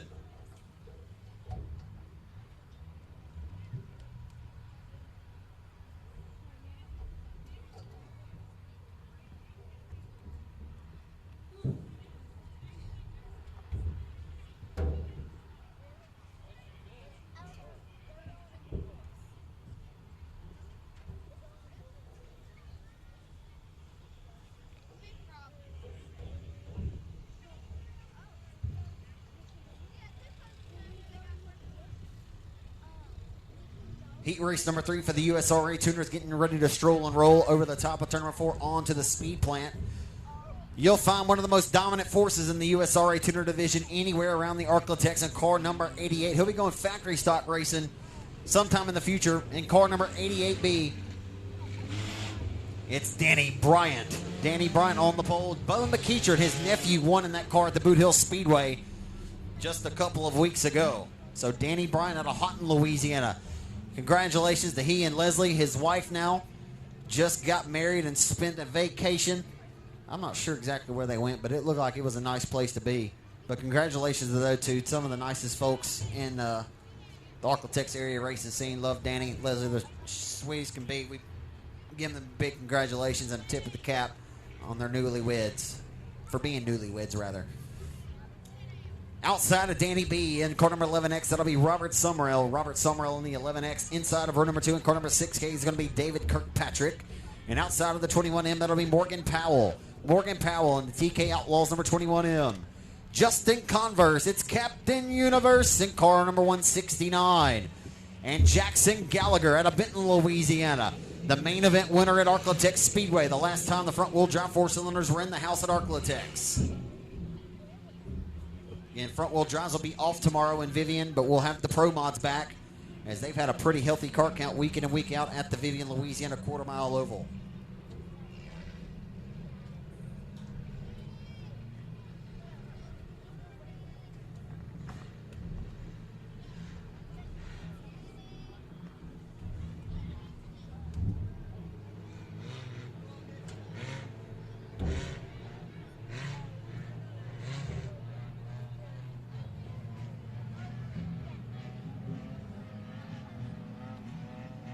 Lights out, Joe Hone ready to throw the green over Danny Bryant. The green flag comes out, and he hustles down the front straightaway in the turns 1 and 2 on the start.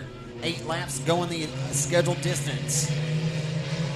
Quickly, the 21M of Powell shuffle to the tail. She'll try to fire back to the inside of the 11X of Summerall. Your outside pole sitter quickly fading to the tail, doing battle with the 21M of Powell as they exit corner number 4. Gallagher from worst up to 4th as they head down the front straightaway into turns 1 and 2. Exiting corner number 2 down the back straightaway right on the hub of the racetrack. That pretty 88 of Danny Bryant. Strolls and rolls his way with the race lead off the exit of 4, right around the hub of the racetrack. Couldn't go any lower than the Mudcat in the Mississippi River. So Bryant out front minding his own business last lap time, a 20.333. He is 3/10 quicker right now than the rest of the field. Second quickest time is David Kirkpatrick. He turned a 26.84. Your second place driver right now. They hustle down the boulevard into turns 1 and 2. The last time by, a 19.871. 19.871 for Bryant over the 28.30 for Kirkpatrick, second place driver. So Bryant obviously on the wick tonight. Gallagher giving hell to the 169 of Justin Converse. Converse trying to find and put that car in a different universe here. As we head down the back straightaway to turn number 3. Bryant still out front with the race lead in the number 88 as Converse and Gallagher going at it for 3rd and 4th respectively off of turn number 4 to the back bumper to the number 6K of Kirkpatrick for 2nd. Tick-tock, the race clock goes. The center of the hourglass ticking away as Commerce swings it back deep off into turns 1 and 2. Heading down the back straightaway to turn number 3. It's heating up. Here comes Converse to the inside of Kirkpatrick for second. Opening up the door. How long will he keep it open? We'll see if we see any ringside romance here as they head off into turns 1 and 2. Yeah, baby. Thought we might see a slide job in a 4-cylinder. You might as well call it one. Heading down the back straightaway. Look at these cars, second, third, and fourth. Here comes Gallagher to the inside. It's heating up as the white flag comes out for Danny B. Danny B long gone by his lonesome out front, dirty dancing on the competition, Patrick Swayze style. Holla at your boy, he said. We'll see you in Victor Lane. So hustling off the exit of 2 and down the back straightaway, Justin Converse acquired the second spot, and he looks to hold it. Boy, we got quarter panels coming off some of these race cars. Debris down the back straightaway. Danny Bryant dominates your third USRA tuner heat of the night here at 67. Justin Converse will grab the bridesmaids honors in car number 169. Jackson Gallagher third in car number 46. So got some debris, old debris coming off, I believe it was a 6K. So your unofficial top 4. David Kirkpatrick will grab the 4 spot. Third will go to the number 46 of Jackson Gallagher. That was a hell of a race for second, third, and fourth throughout the duration of that 8-lap affair. Justin Converse worked the wheel, and he worked their wheel. One of the winningest drivers all time in the 4-cylinder division here in the Arklatex area. 169. Typically, you'd see him at 149, but he's 169 this year, baby. Justin Converse finishes in second and taking the win. Quickest car on the racetrack by the lap times, and they prove it on My Race Pass, live timing and scoring, and he passed the eyeball test, won it by a straightaway. Your winner out of Houghton, Louisiana, the Foxworth Welding, number 88. How about a hand for Danny Bryant from Houghton, Louisiana? Your third and final USRA Tuner Heat Race winner tonight here at 67.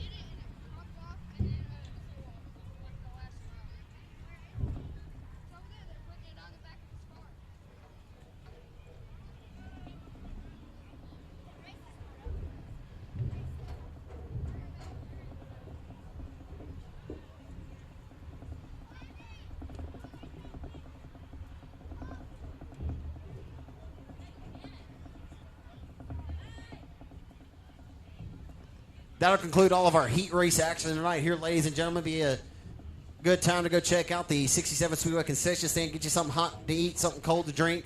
Go down and get you one of those all-new 67 Speedway 2022 racing T-shirts. They have them for sale right there in the concourse on the opening to the racetrack where you get your general admission tickets. They have those for sale.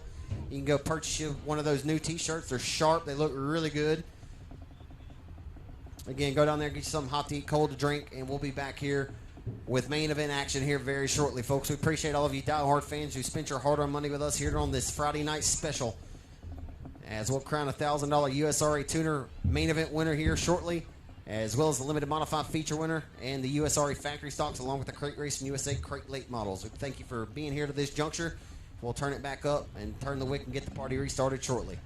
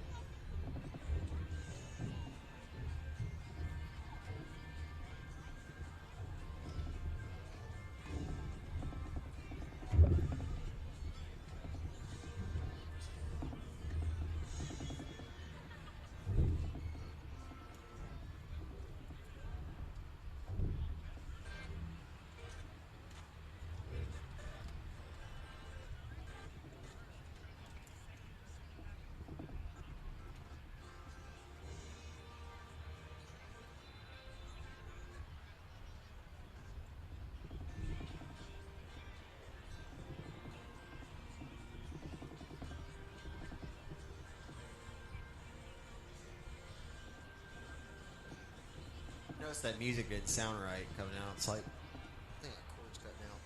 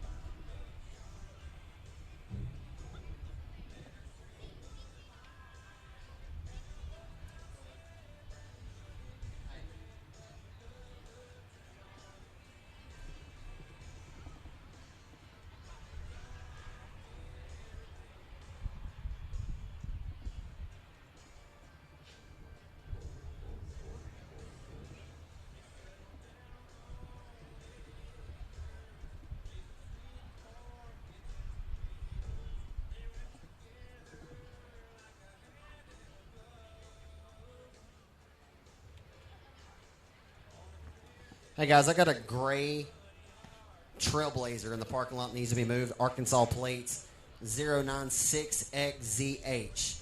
Arkansas gray Trailblazer 096XZH. If you could move that vehicle as soon as possible, please. We appreciate your cooperation. And one more time for good measure, gray Trailblazer, Arkansas plate 096XZH. If you drive a gray Trailblazer with those plates, could you please move your vehicle? You got someone blocked in. Thank you.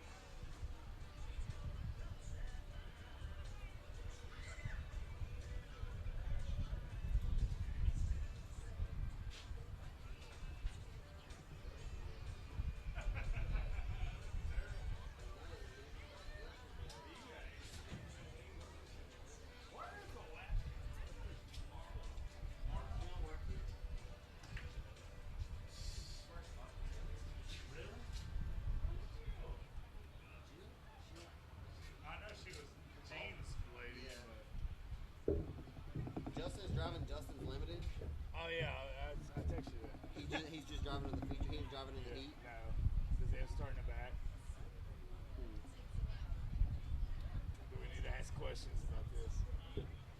Just like you announced it wrong earlier. Justin Whitehead's been driving this car all night. Yeah, he'll have to start in the back. We got to get this thing on the He's road. gonna be close to back. We don't waste it. We don't waste it. Him. No, it'd be me. Yeah. I cannot speak in public. Well, I mean, that does help, but I've tried it. I promise you, it's not as easy as especially when you look on Facebook or whatever. It's like, you got 2,000 people watching. You're like, the words don't work.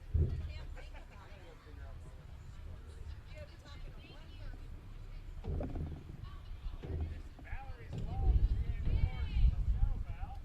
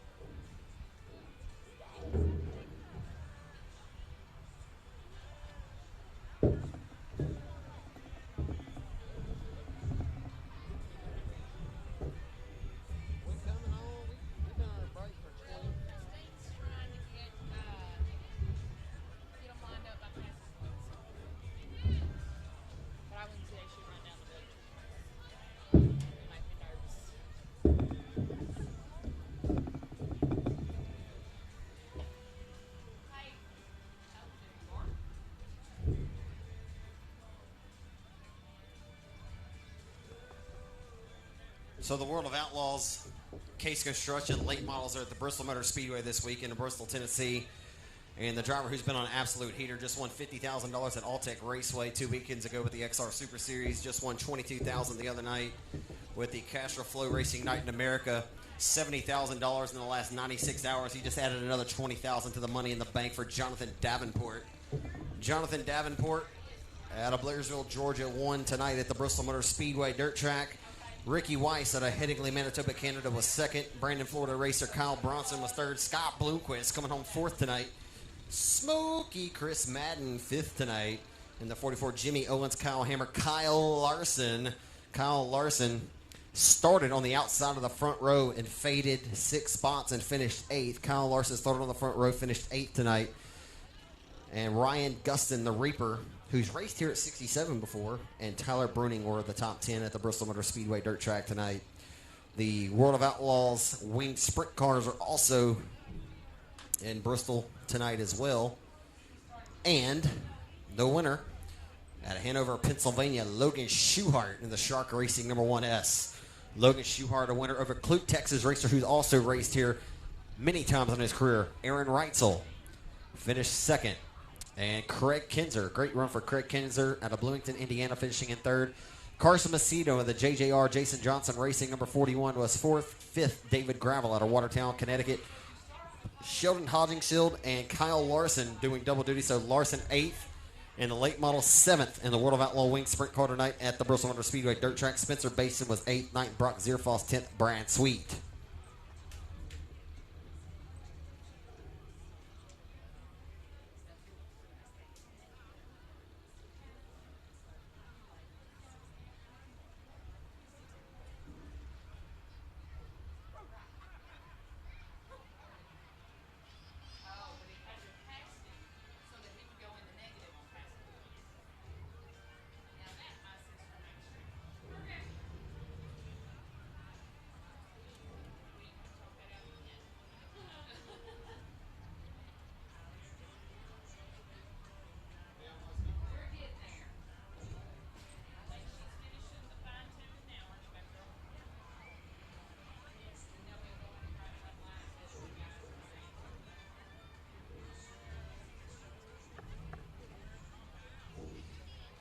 Race fans, we do appreciate your patience in advance tonight. We had a few technical difficulties, some things with my race pass. Again, technology can be frustrating at times, but the ladies up here have been working their tails off trying to get the passing point system and everything implemented for tonight's program and the lineups posted. So they're getting those posted right now. We'll have those ready to rock, and we'll get the first main event on the racetrack. Again, folks, we thank you so much for being here. We appreciate your patience in advance.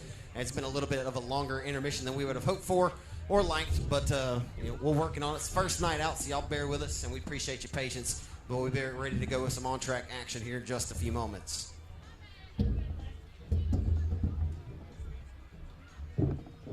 So lineups have been concluded for the heats, of course. Drivers, be sure to check the boards right now. They're heading your way, and be sure to get lined up ASAP so we can get these fans home at a decent hour and get these main events into the history books here tonight.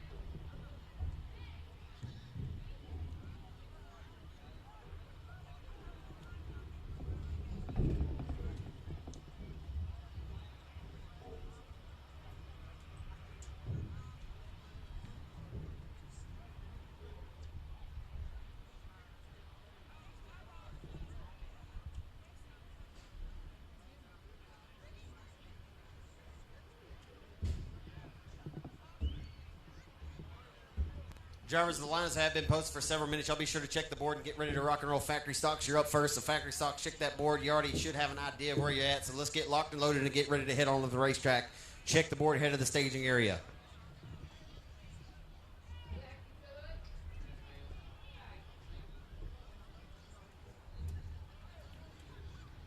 Lady, we're fixing to get ready for rumble.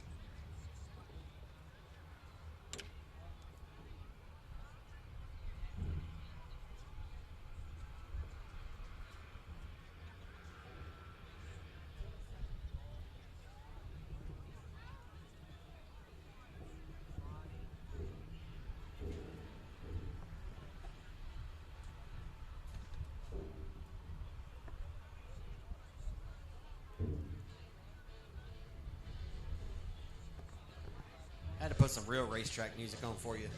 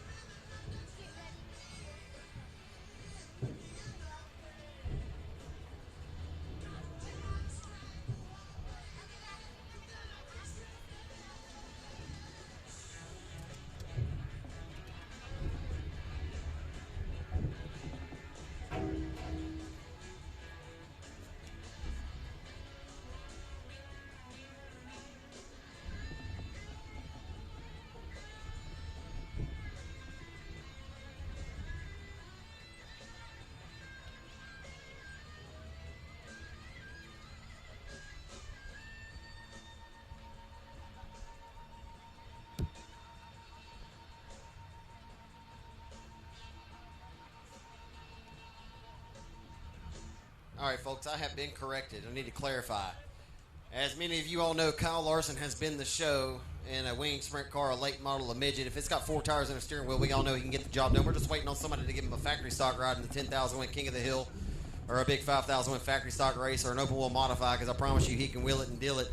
But the deal tonight was, according to Lane Brashears, Chase Lawler giving me a little bit of a scoop here via Facebook Messenger, that Larson was docked tonight. He was scheduled to start in the outside front row. I was just looking at what my race pass showed. It showed he was supposed to start outside front row. He actually had to start dead last, which he wasn't too happy about, and he ripped the World of Outlaws via his post-race interview because Larson started 22nd at Bristol. We're passing it at a premium, and he was apparently driving pretty pissed off because he drove all the way to second and looked to overtake Davenport on the last lap and hit the wall, and he finished 8th.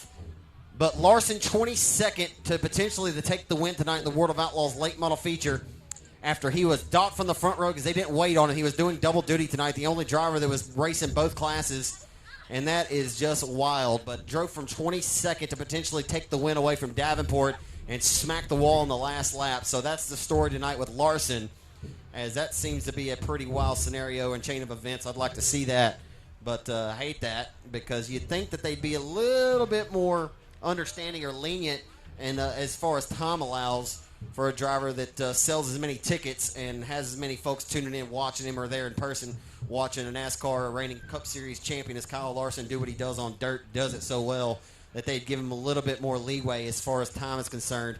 That is just absolutely bonkers if you ask me. But no one asked me. I'm just telling you what I think. But apparently he was the show. So he was the show, but unfortunately had to get a pair of top 10 finishes for it.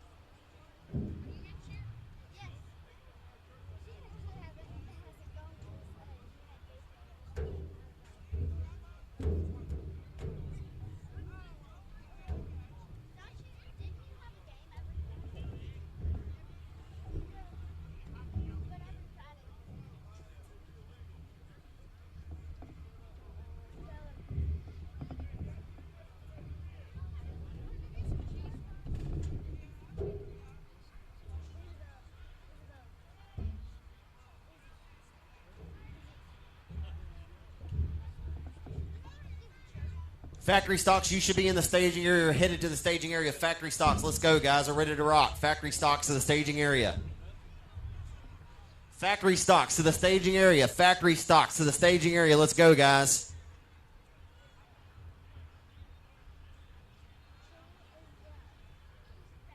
Factory stocks to the staging area. Factory stocks to the staging area. I'm about to James Kyle, you guys. Rest in peace to my good friend James Kyle.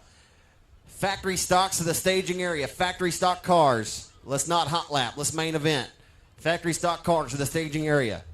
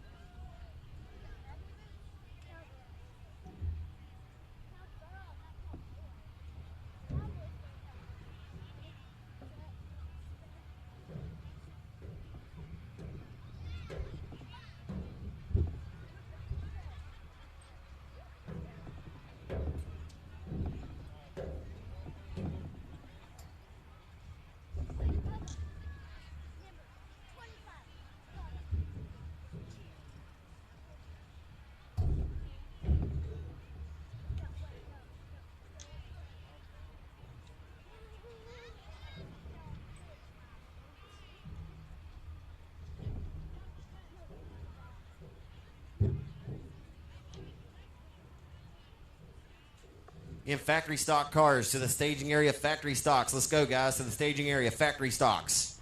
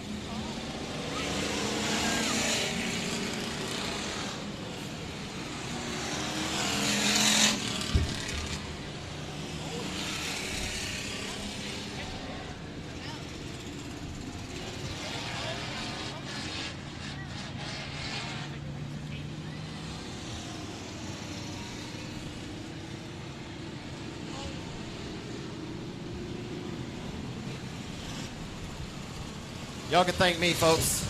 I'm just kidding. I just ran down to the pits and I told them if they don't get on the racetrack, we're going to fight. And here they come. Ugh. Hey, folks, I always say I'm just a fan armed to the microphone. I'm just like you guys. I've been wanting to see the cars on the racetrack as much as the next person, I can tell you 1,000 times how much I thank you for your patience. I truly do thank you for your patience. I'm just a fan armed to the microphone. I've been ready to see some racing. There was a few technical difficulties, technologies, things like that shouldn't be that big of an issue. It was a simple fix. Had to get Jeff Hammond on the pole as we went with the USRA passing point system, which would have gave him 68 total points for the 1.5 points per car he passed. He started 7th, finished 3rd in his heat race, which earned him the pole position tonight. And there was a technical difficulty in that. But we got everything else ironed out. We should be ready to rock and roll from here on out. So I had to run down there and line them up personally and make sure we had this thing ready to go. So again, we thank you all for being here. Thank you for spending your hard-earned money. We'll hope to get these main events into the history books as quickly as possible. So on the pole tonight out of Edgewood, Texas, he's the driver of the Patriot Racing Best Engine-Powered Outlaw Chassis, number 13. 13th to 5th a few weeks ago in his limited mod at Arklatex. Tonight he's trying to get his first factory stock win of the season. It's Jeff Hammond out of Edgewood, Texas on the pole in car number 13. Outside is the 8-time Cajun Classic winner, Justin Whitehead. Furthest into the season he's been without a victory. Whitehead looking for his first win of the year tonight as well. He's in the Outlaw Chassis A&T Delivery, Hadaway Towing and Collision, Best Engine Powered Outlaw Chassis, Don Woody Racecraft number 36J. Inside of row 2, driver of the Pro 1 Transmission, Tyler Green, trucking number 25, 2 times the winner a season ago. It's Gary Harvin at 25. He's out of Falk, Arkansas. Outside of row number 2, it's going to be the car number 81, heat race number 3 winner tonight of Damon Gardner. Inside of row number 3, it's the 5-0 out of Mont, Texas of Cole Ogden. I guess Crumpler wants to start 3 wide. Justin Sales in car number 25S is scheduled to start on the outside of Cole Ogden. But Jeremy Crumpler out of Sarepta, Louisiana, car number C8. Out of Minden, Louisiana, the white and green number 65 car. It's Michael Turner. Next car to the inside will be Dennis Gardner. Dennis Gardner, car number 81. And the Durham Lawn Care and Landscaping number 99X Durham Racing Chassis is Dustin Durham out of Texarkana, Arkansas in the 99X car.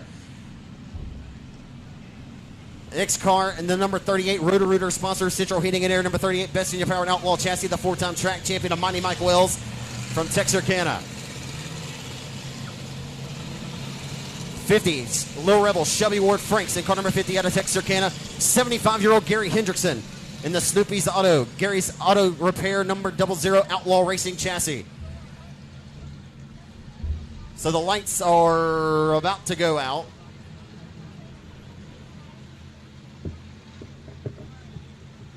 "14-year-old Racing Roy in the Presto Magic Clean DE Wrap number 35. Shouldn't say it's DE Wrap. They hand lettered that car, the number 35, the youngster Racing Roy, 3rd generation racer. He gets better and better every time he sits behind the wheel.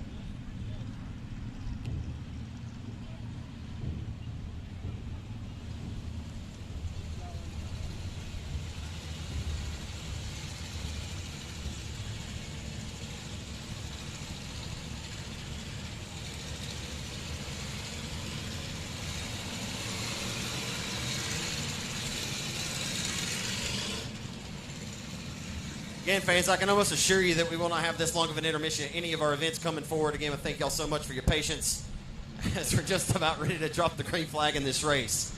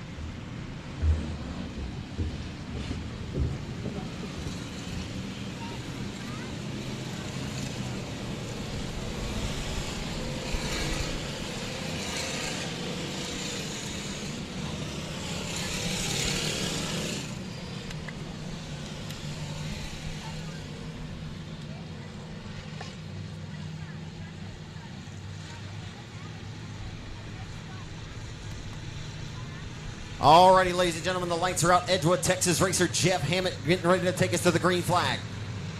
The lights are out. We're underway off of 4. Just as Hammett puts his foot to the firewall, we're underway on a Friday night to kick off the 2022 season opener here as the USRA Factory Stocks, a part of the Summit Racing Equipment Weekly Racing Series action. Off of 2 down the back straight with the neck and neck for the race lead. Already using on the wheel cover, and we got them scattered, smothered, and covered off the exit of 2. Oh my.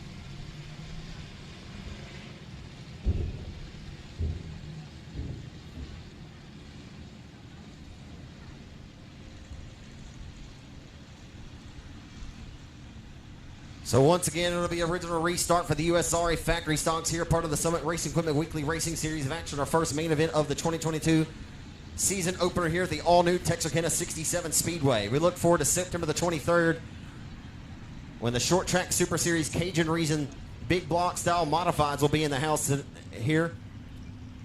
Colin Bell, the voice of the series, will be here as well. Looking forward to having them in a full field of them. It should be a lot of fun. They had 21 at their last race, as Caleb Dillard got the big victory.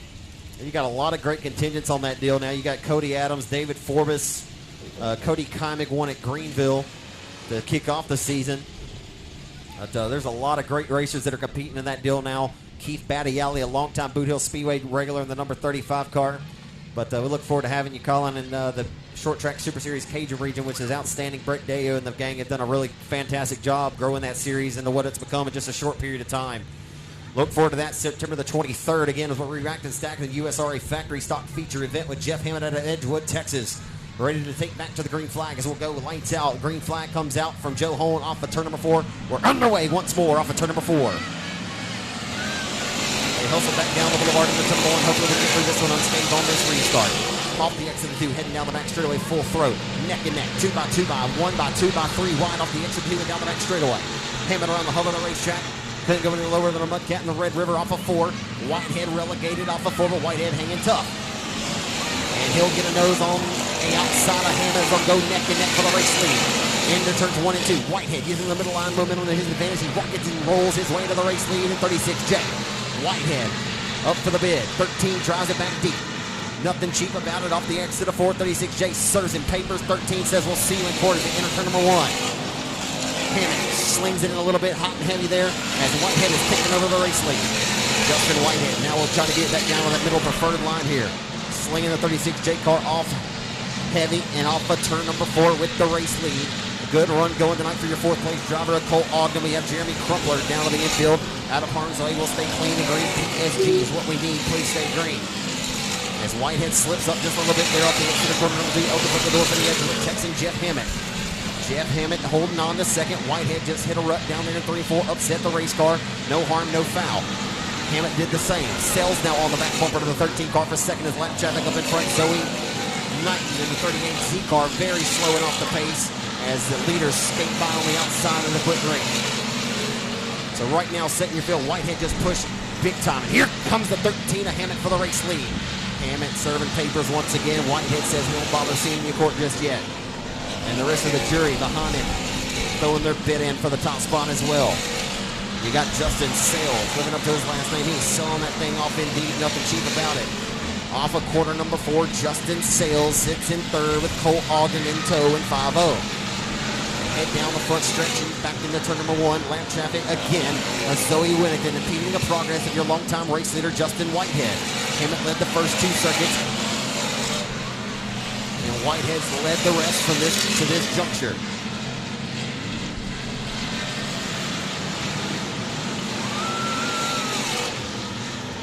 Whitehead once more.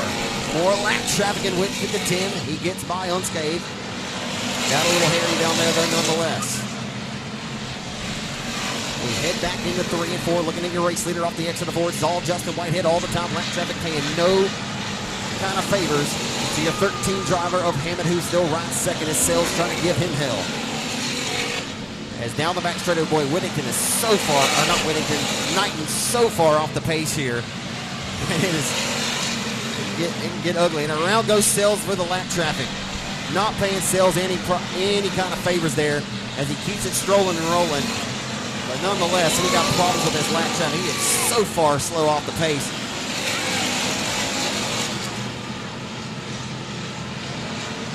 .39Z is so far on the pace, I'd have to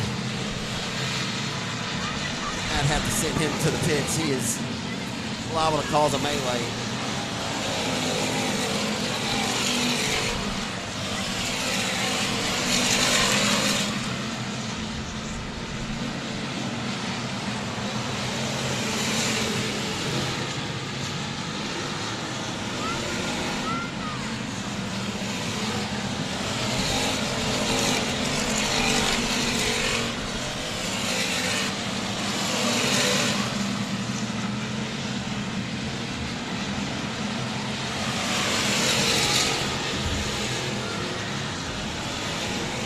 So lap traffic out in front of Justin Whitehead. We look at him off the exit. He's sneaking around. Here's where it's going to go. Young Whittington just squeezed it to the outside. 3 wide through lap traffic. Justin Whitehead squeezed it to the outside of the 75-year-old Gary Hendrickson. And the 35 of the 14-year-old Racing Roy. Whitehead can still not get by. Continues to work at it. Slings it off deep into turns 1 and 2. Whitehead getting by. And look out. Paul Turner just looped it in front of the 13 of Hammett, your second place driver. He dukes the hazards it through the infield, and the number 13 still comes out unscathed in second. At the 5-0 of Cole Ogden, this has been a wild one to say the least. From the drop of his second original restart. Goodness gracious. So Whitehead, an entire straightaway and a quarter of a turn out front with the lead in 36J. And an abrasive racing service that's right around the hub, the preferred line anyway. And looking to hold on is the 8-time Cajun Classic winner, Justin Whitehead. I believe we're down to 5 laps to go.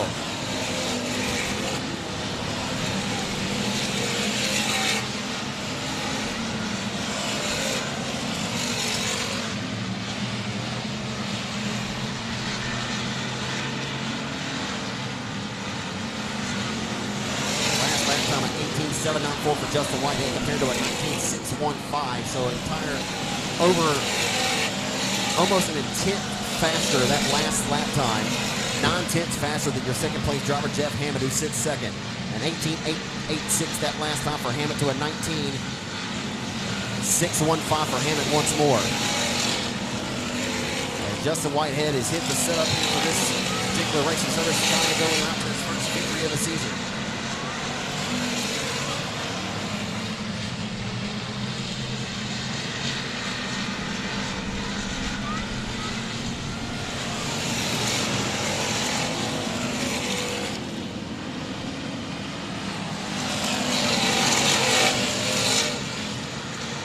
The white flag comes out for the 8-time Cajun Classic winner, Justin Whitehead, in the 36J car. I'll head down to get a very quick interview. We'll roll to the next feature.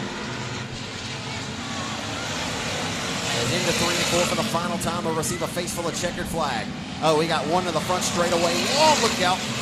And grabbing the victory tonight. Oh, they didn't throw the checker, so we may go to a green-white checkered restart.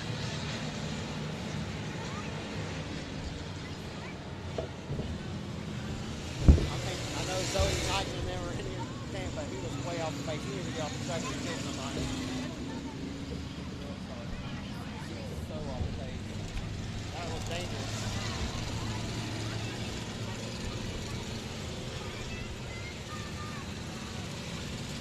couldn't keep up. That was so crazy. The whole, I mean,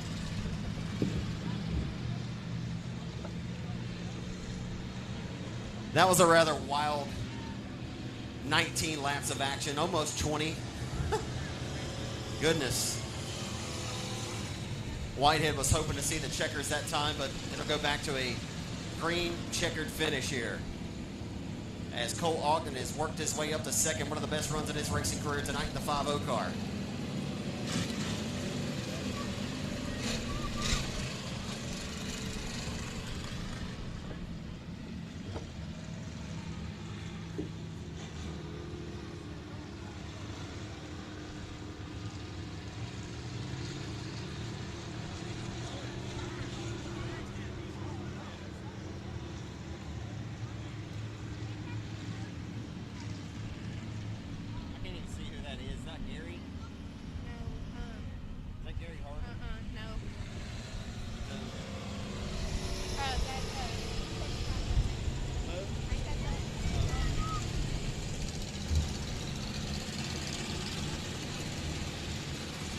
So it's Gary Hendrickson on the front straightaway. Going to need assistance from the Red River Wrecker Service to the pit area.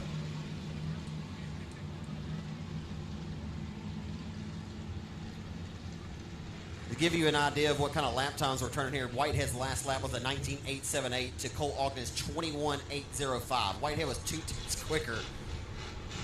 Although it was getting a little hairier than Kerry out there for the driver's second. It was getting hairy for Whitehead as well. As the lap traffic, there was a few cars that were way off the pace in that one. They were getting the field rather bunched up there, but I was surprised that we did not see a caution up until that 19th lap coming to 20 to put the checkers in the field.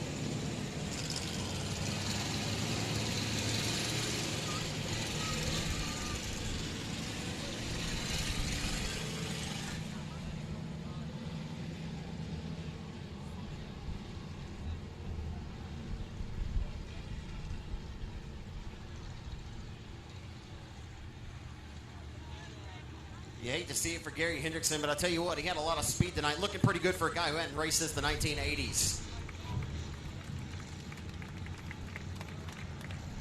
Age ain't nothing but a number, baby. 75 years old, still getting it done out here. He'll try at it again next Friday night. Racing next Friday and Saturday night with the Boss Sprint cars. Should be fun. They put on a great display here last season. So the lights are out. Justin Whitehead will lead us back to the point, turn number 3. Cole Ogden having the best run of his career so far tonight, the Mod Texan in the 5-0 Outlaw Racing chassis. Lights will go out with Whitehead, the 8-time Cajun Classic winner in 36J. The green flag comes back out. We're back underway off of turn number 4.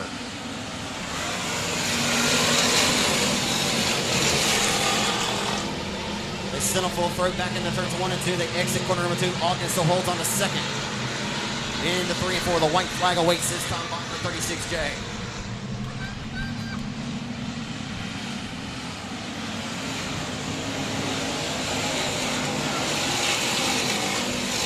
Heading down the back straightaway for the final time, setting sights on turn number 3. The driver of the A&G delivery had away to a collision. Don Wilde Racecraft Outlaw Chassis, best in 36J. Justin Whitehead gets his first win of 2022 tonight in 36J.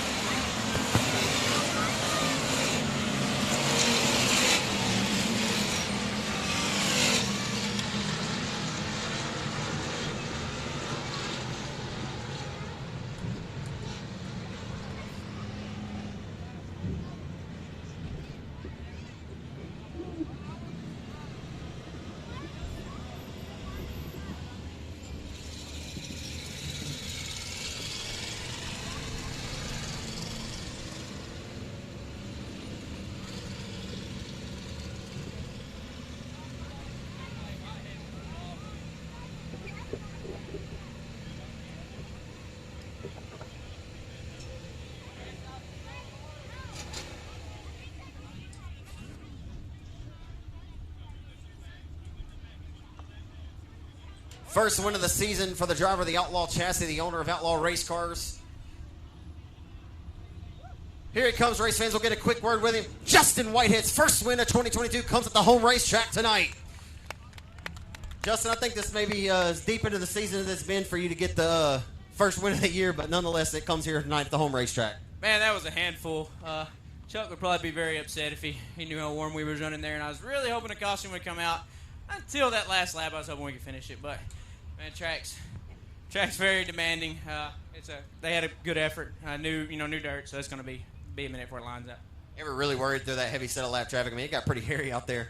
I was more worried about the 250 water temperature than I was anything, so I tried to back up right there towards the end of the race, but it wasn't helping a lot. Give you a chance to do it. It's the first time of the year. Thank all the great folks who help you out in this 36J car. Oh, yeah, Ben, of course. Best Engines, Don Woody Racecraft, Miller Automotive, Job for JRT Trucking, Pro One, Transmission, A&T Delivery, Raceline, Texas, Corey, W&W Timber, Quachita River Cabins, Custom Coatings, American Elevator Technologies, Vines Constructions, Club 20, Outlaw Race Cars, Sarah Kaler, and Aspen.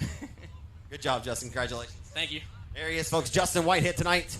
USRA Factory Stock Feature Race winner.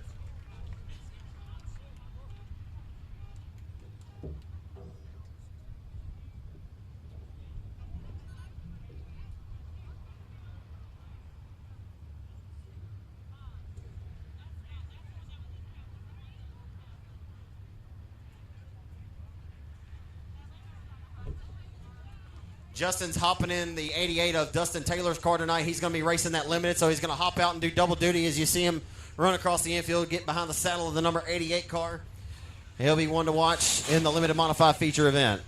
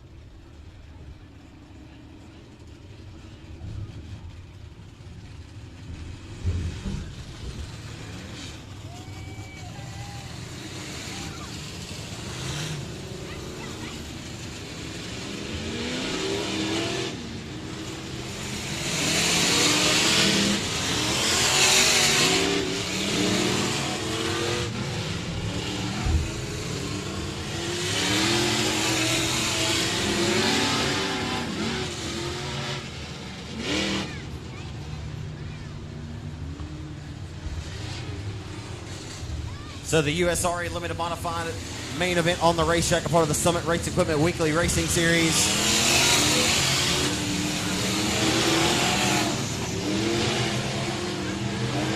On the pole tonight, looking for his first win of the season.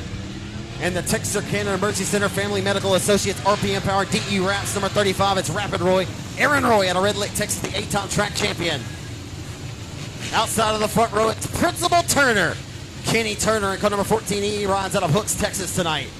Inside of row number 2 in the DE Wraps Modern Primitives Panel Trust Vines Construction RPM Performance Powered IRP Racing Chassis number 2 out of Red Lake, Texas. It's Adam Roy. Adam Roy in the Deuce car. Outside of row number 2 out of D-Berry, Texas, the Mad Hatter, Chase Hatton, who's got 40 wins over the last 3 seasons in the Pro Mod division. Inside of row number 3 in the Hathaway Tow Collision A&T Delivery Phone. Number 36, it's Colby Mewborn out of Texarkana in the Western Flyer Chat. He's not sponsored by Phone Pros anymore. I almost said it. It's a habit. The Western Flyer, that's Colby Mewborn, who won 5 times here a year ago. He won 4 at the Hill, the reigning Boot Hill Speedway Limited Modified Track Champion. That's Colby Mewborn and the Western Flyer chassis. Next car we'll find to the inside, the 2018 Factory Stock Track Champion here. And the number 32 machine out of Hooks, Texas, it's Brandon Brown in 32. And the Stanford Trucking sponsored number 23M Clutch Racing chassis out of Greenville, Texas. It's Jimmy Day. Jimmy Day in 23M. Next car to the inside, that'll be his son, Rowdy Day. Rowdy Day out of Greenville, Texas, who's won 4 races in a row at the Rocket Raceway Park in Petty, Texas.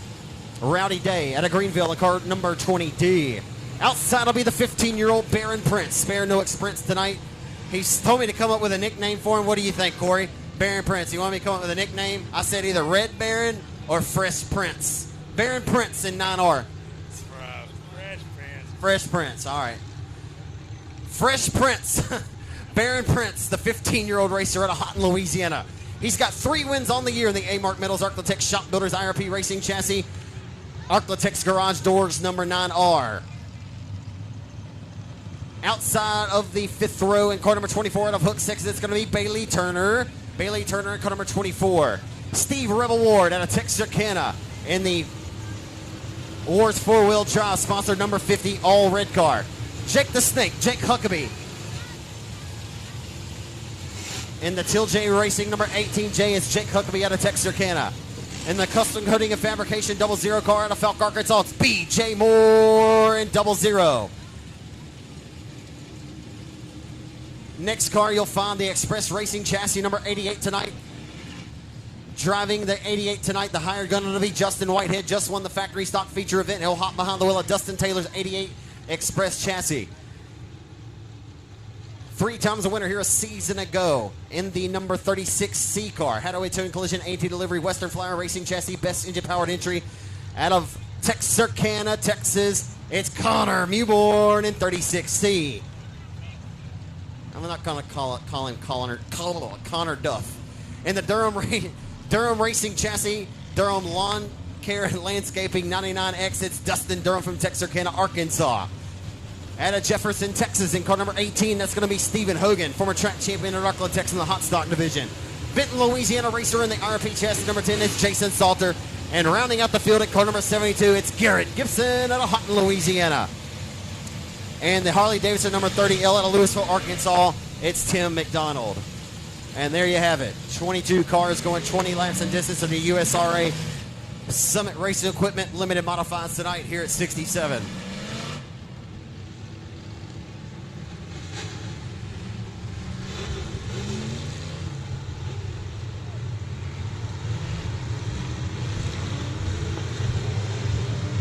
The green flag awaits, and it comes out.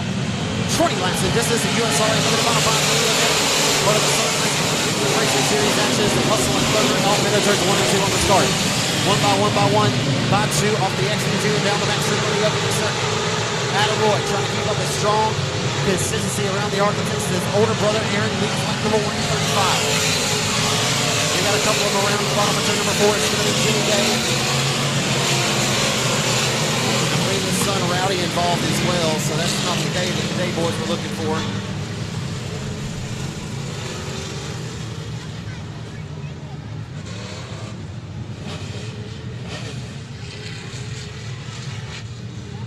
I didn't see what happened there, what transpired, how that one took shape. But Day has heavy damage on the right side of the race car. It looks like it just may be cosmetic, may not be anything too significant to not be able to continue in this one.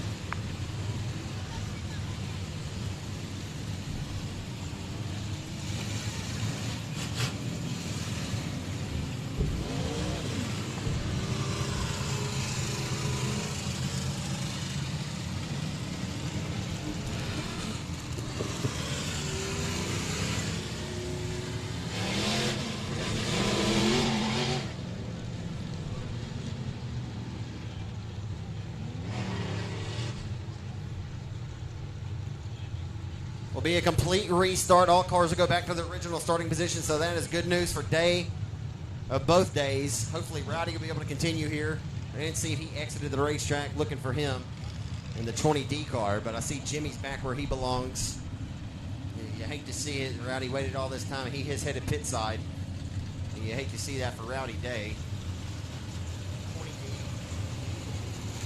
Maybe headed to the hot pit area.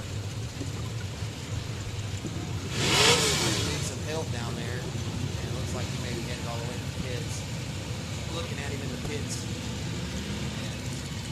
and I don't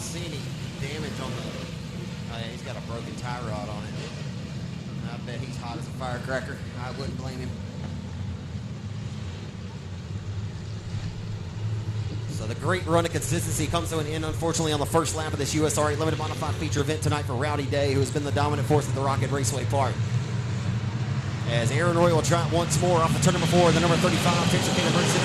Jimmy Day just washed up on the start of this one, and maybe something broke on his front end of the 20 million car. Good shoot at the racetrack, and the caution comes out.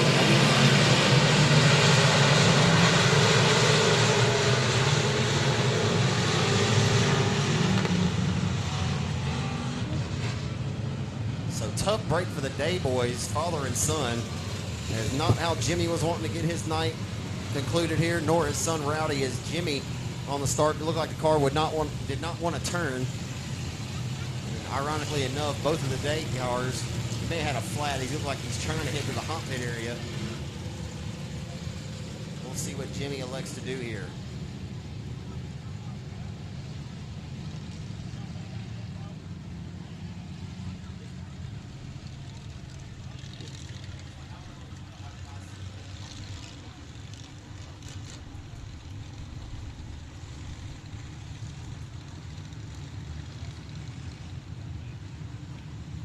Carnage on the first lap of this one lingers on the second restart.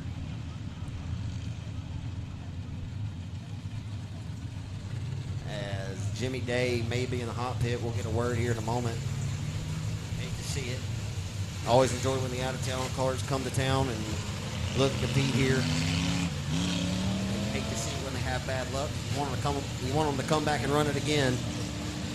Former $5,000 winner of the Battle of Boot Hill, one of the very best, if not the best, limited modified races I've ever seen. Certainly at the Boot Hill Speedway in Greenwood, Louisiana, was the night Jimmy Day won $5,000 in the Battle of Boot Hill. We saw many different winners or leaders that night. They were shucking and jiving all over the racetrack.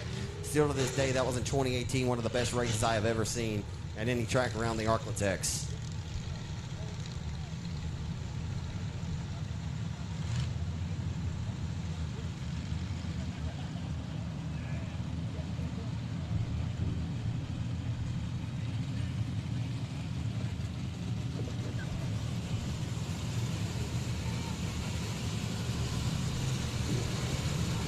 Going green the next time by.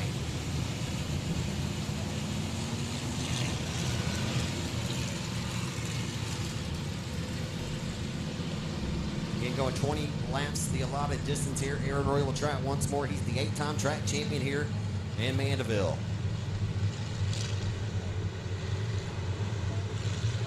Lights are out. Roy, Turner, Roy, Hatton in row 2. Heborn,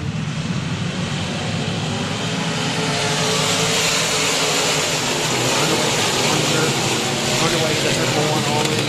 Second restart in this one. Down the back straight on a very fast-paced 67 Speedway here tonight in Mandeville, Arkansas. Rolling into turns 3 and 4. And off of 4. Looks like we will get the history books this time. Got a couple of bumping fenders. Towards the tail of the field, no longer fast, but Jimmy wants to clean under the green flag down the back straight. Aaron Roy is sitting at full throat off into 3 and 4. He has the race lead by about 5 points over his younger brother, kind of off on turn before. As they get down, first turn full throat to 2 to 1. 14 of Turner opens up the door for Heborn. Down the inside of it. Colby trying to snap second, couldn't quite, or third rather, trying to keep the job done, couldn't do it. Into turn number 3 they come. Oh, look out there. Prince just spun the car in front of the field at the top of turns 3 and 4. The caution flag will have to come out. Tough break for Prince as well as the 32 of Brandon Brown just makes it to the racetrack as well.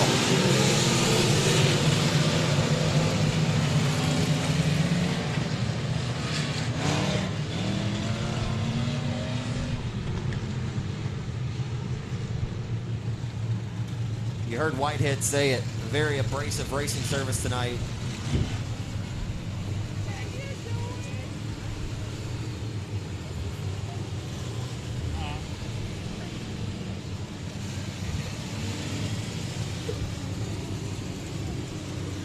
Actually gotten faster throughout the program and wouldn't have predicted that to be the case considering the amount of dust that was coming up on the racetrack tonight. But I think the track's actually gotten faster. What do you think? You think the track's gotten faster tonight? Yeah, it is a little nippy in here, isn't it? They treat me well here, Corey. They treat me pretty well. Tyler here told me to tell Corey to be careful and don't trip out the gate. You know, he has a thing with tripping, right? Hey, don't be throwing them $400 laptops behind my back. They're liable to fall off and crack. Give it to me here.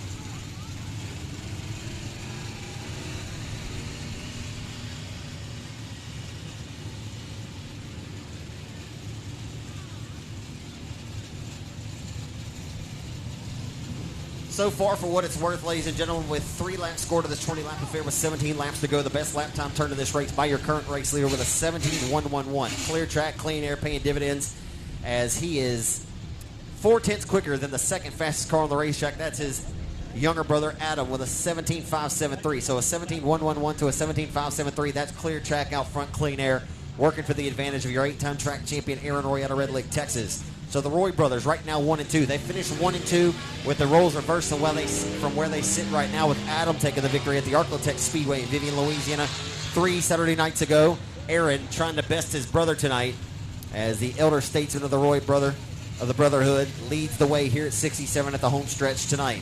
Adam Roy continues to ride second. How about Principal Turner tonight? We having a lot of happy kids come up to him saying, "Principal Turner, you run so good on Friday night." But Kenny Turner, did I just do that? 17.669. Kenny Turner sits second. See, I'm all out of sorts. He sits third, folks. Sorry.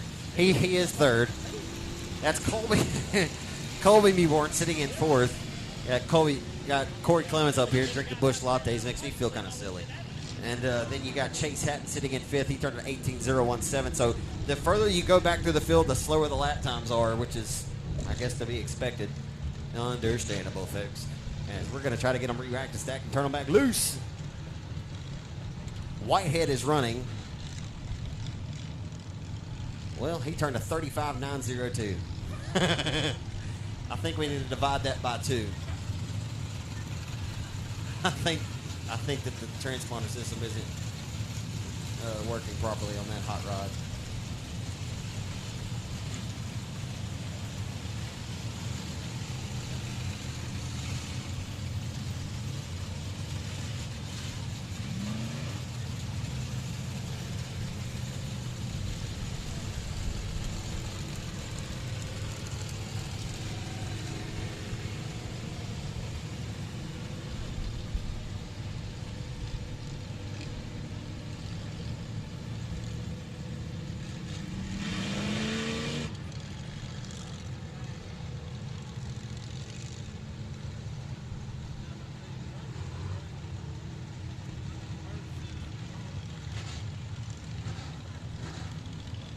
So I got a, that Alan Clements.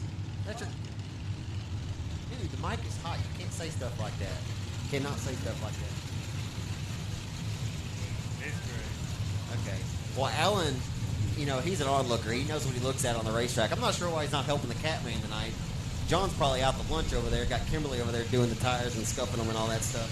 When the tire man's over here just hanging out watching the race. He says Aaron Roy has a left rear broke shock. So, does that hurt Aaron Roy, who's your current race leader? I imagine it doesn't help him too much. Track is rather abrasive right now.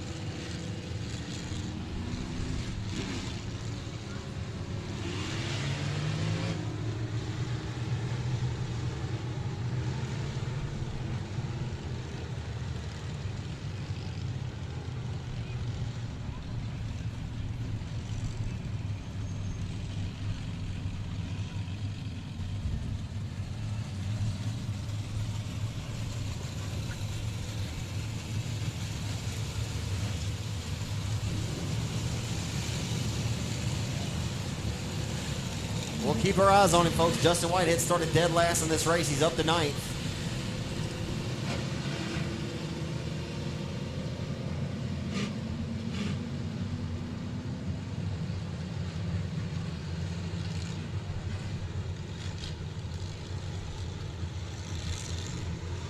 Getting ready to send him back top flight here into turn number 3. We'll keep our eyes on Aaron Oil, your current race leader, and onlooker says he got a broken left rear shock. We'll see how it works out for him as we're back underway.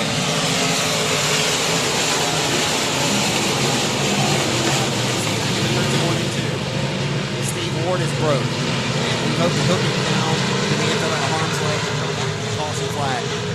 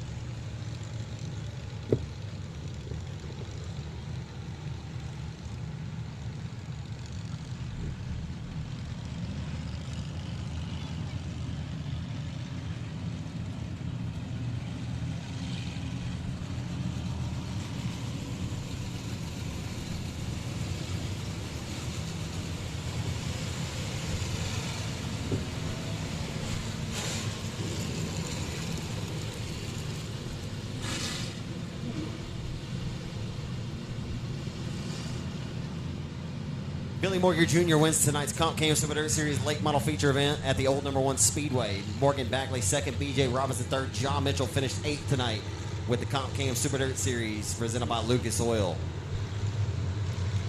As Aaron Roy leads us back to the green flag off of turn number 4, back to their way here in Mandeville.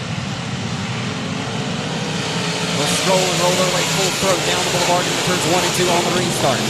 Adam, the younger brother, tucks in toe and tail off the exit hoop, bottles them up just a little bit, and the field shuffles. From 4th on back, we're still going to keep our eyes on Justin Whitehead, your factory stock winner just a moment ago, has worked the wheel and worked it well from the tail, and the number 88 car from Worst, working to the inside of the map, had a chase happen. And it's all Aaron Roy all the time. As the number 2 car, Matt Horn, still runs second and third. Is the number 36 and Colby Newborn fourth. How about Principal Turner tonight?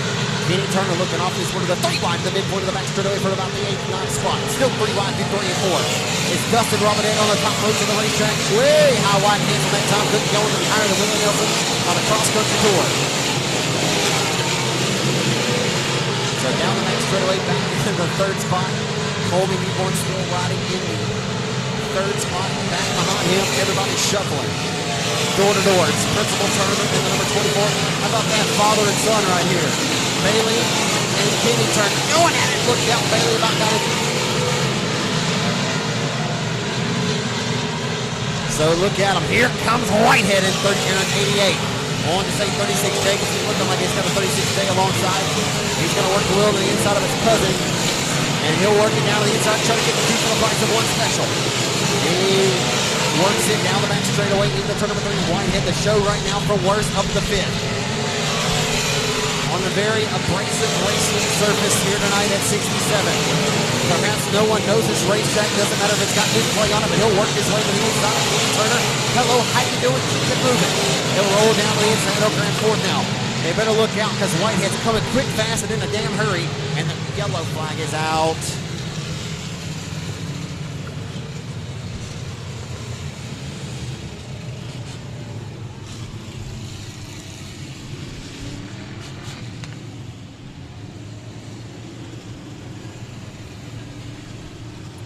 Gonna obviously, you talk about things whenever it needs to be talked about. You give credit when credit's due. Justin Whitehead, obviously the show right now to this juncture.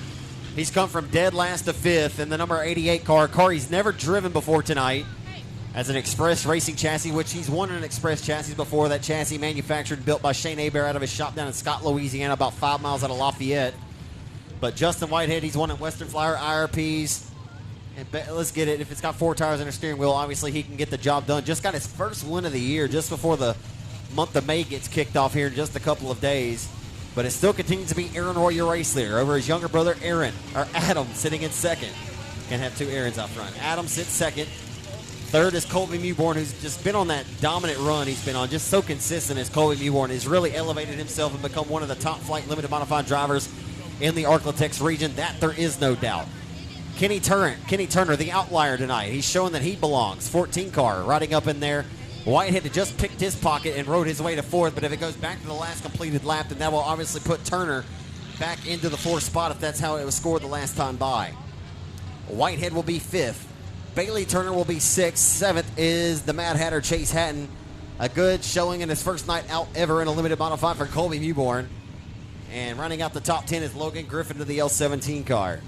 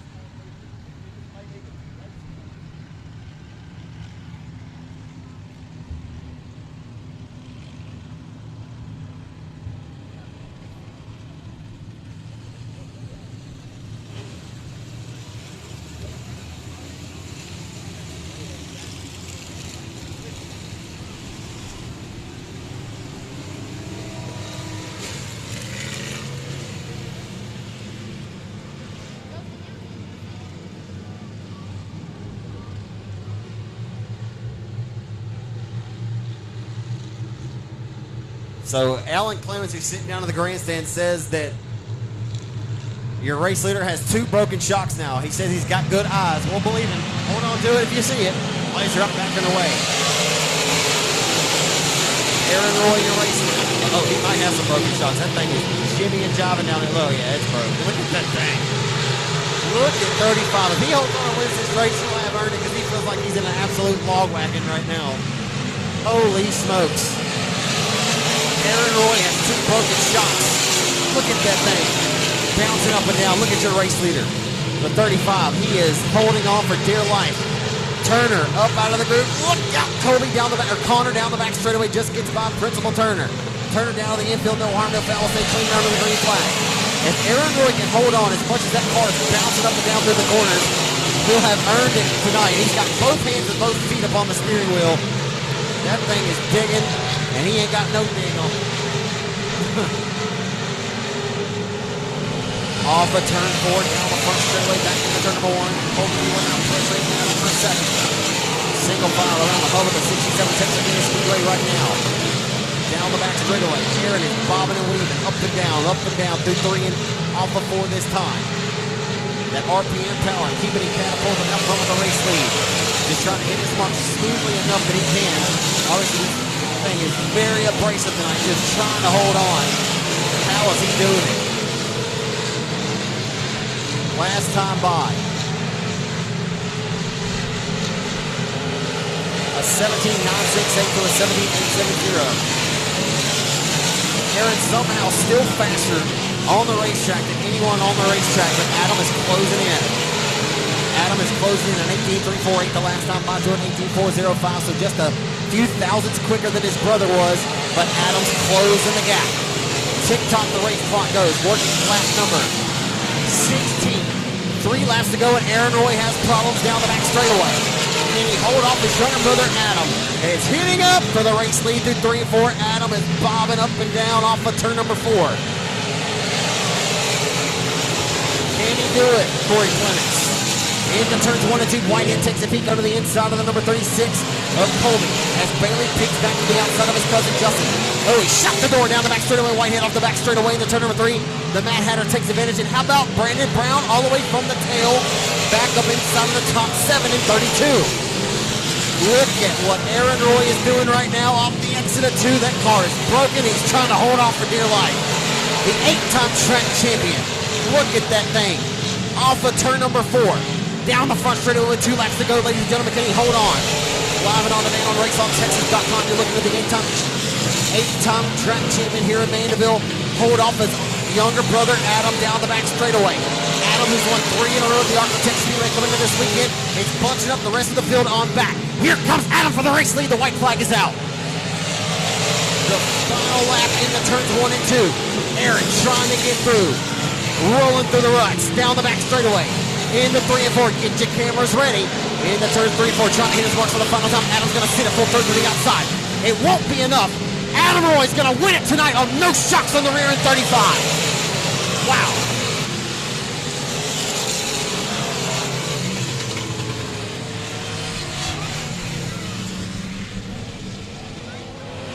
What a drive by Aaron Roy. Aaron Roy just won a race with both rear shocks broken on the number 35. That thing looked like he was in a log wagon, and he still took the victory. Wow. Folks, y'all got to hang out and give him a big round of applause because he just drove. He literally drove the wheels off of it. Drove the shocks out from underneath it. What a performance holding off his younger brother Adam tonight to get this victory. The Roy brothers finish 1 and 2 tonight.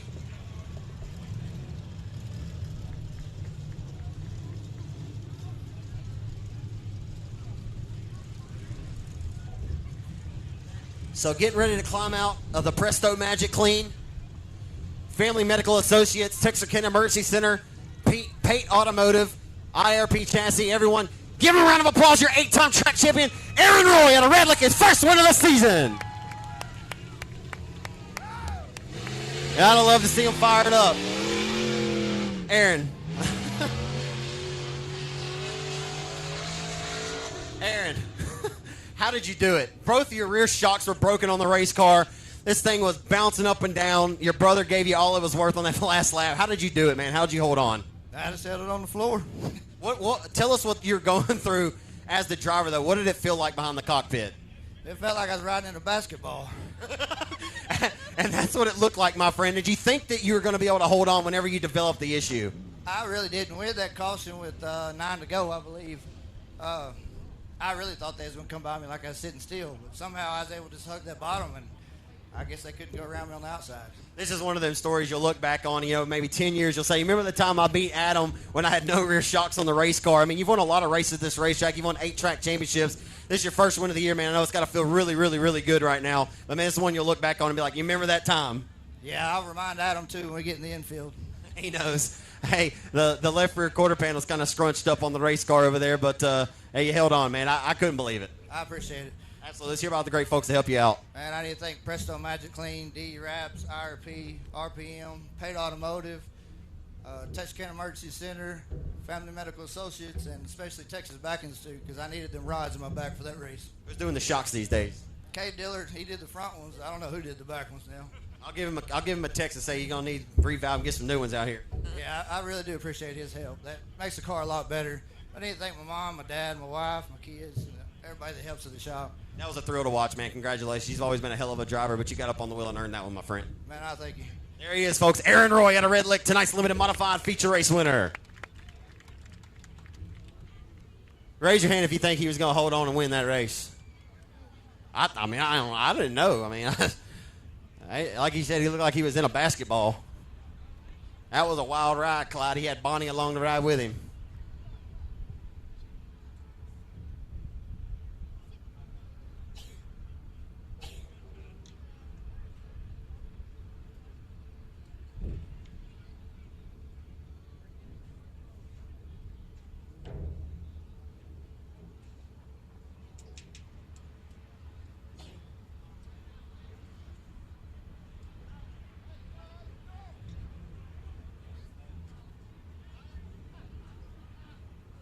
I ripped my britches already.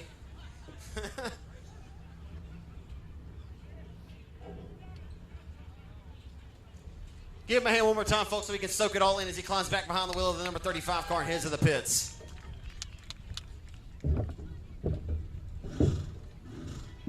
As my Uncle Gary would say, he earned that one.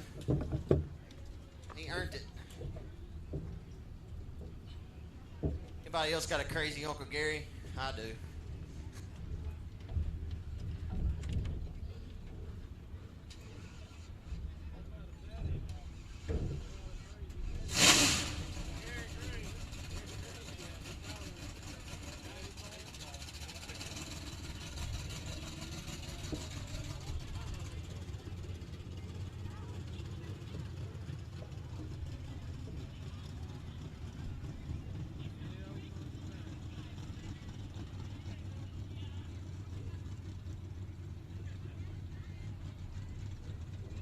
I just got to give props to Alan Clements. You were right.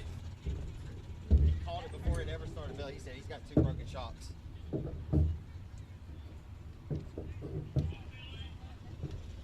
was crazy.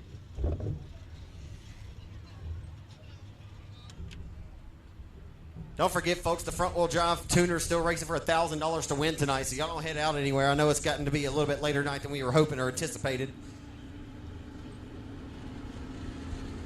But all of you great diehard fans who did hang out to that last one, I know some of you are headed to your cars. On behalf of the entire staff, on behalf of myself, Zach Clark, Race on Texas, we thank y'all so much for choosing 67 Texarkana Speedway tonight as your official racing destination.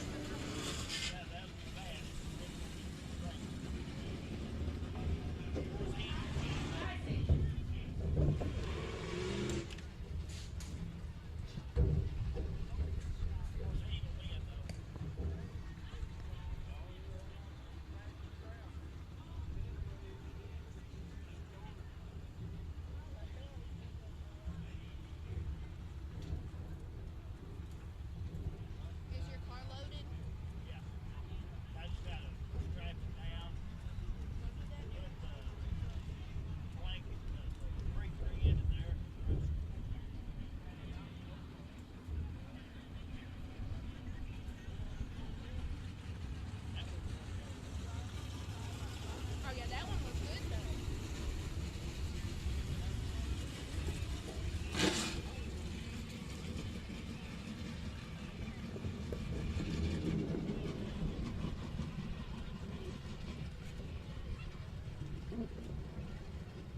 Going 15 laps in distance for the 4-car Crate Racing USA Crate Late Model Field tonight. It'll be Brandon Ball in the AP Performance, Bubba Green Towing, Black Diamond Racing chassis number B17, your pole sitter tonight.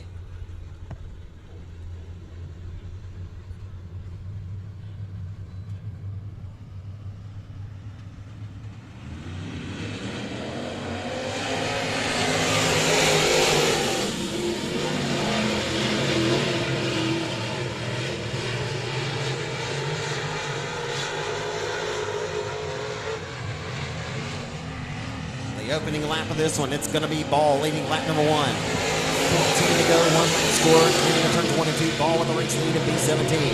Clayton Stuckey trying to keep him honest in the Black Diamond chassis. Advanced powder coating number 15. Black Diamond house car, crate car. Into turns 3 and 4 and off of 4 this time. Down the boulevard, they'll hum into turn number 1. Spurlock, Ryan's third, car number 39 there. Princess Ford, also down the first straightaway back into turn number 1. Clayton Stuckey, a pair of Black Diamonds out front, 1 and 2 right now as they head off into turns 3 and 4. Stuckey keeping Ball honest right now as they exit corner 4 and down the front stretch into turn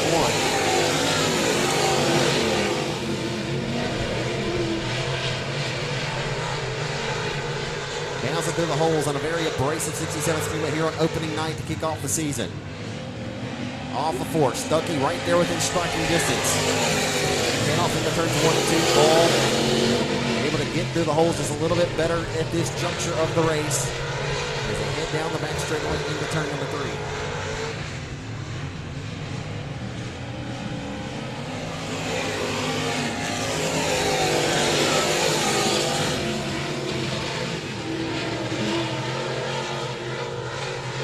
I think Stuckey may have just caught a rut just the wrong way and may have hampered the number 15 car.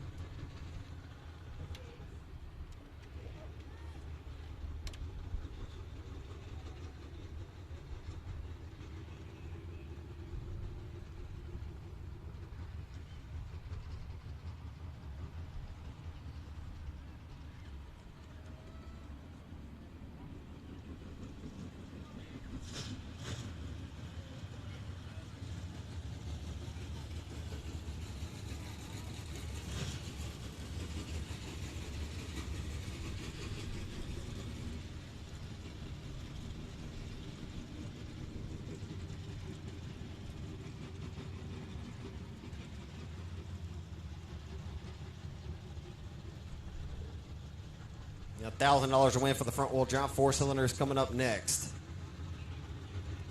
I think the 15 broke a drive shaft there of Clayton Stuckey, unfortunately for Stuckey. Hate to see it. So that'll bring 3 cars remaining on the racetrack here when we go back to the green flag. Brandon Ball trying to hold on.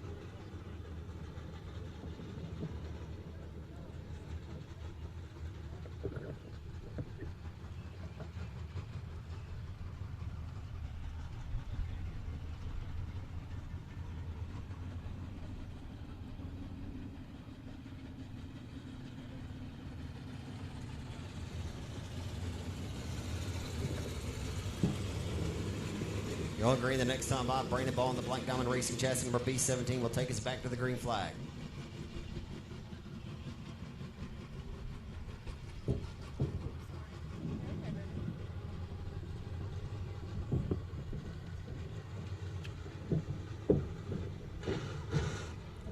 Ball, Prince, and Spurlock.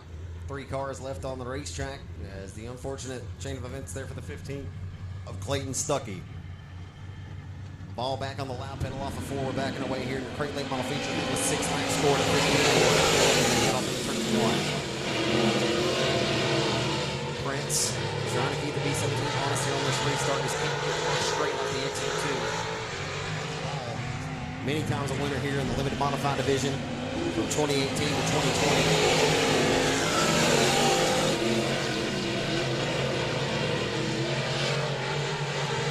Fast enough to keep the B17 a ball honest right now. We only need 2 cars to have a race, and right now we're getting just that. Is Prince right there hoping for a slip up from the B17 on the freight train, Brandon Ball. Former limited modified ace versus the current limited modified ace and standout of Baron Prince. He's trying to earn his stripes here in the crate late model division. And the turn number 3 they come. Off of 4 they come down the front straight and back into turn number 1. It's all Brandon Ball all the time. That's Prince right there hoping again for a slip up. Has been yet to find anything to chew on. The B17 knocked on the bone. Into turn number 3 they come down the back straightaway. Off of turn 4. Next time by, it's 5 laps to go.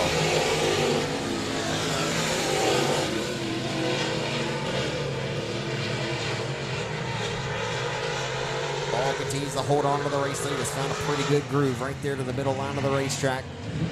Right there before the start of the fluff, if you will. Ball now starting to stretch it out on Prince.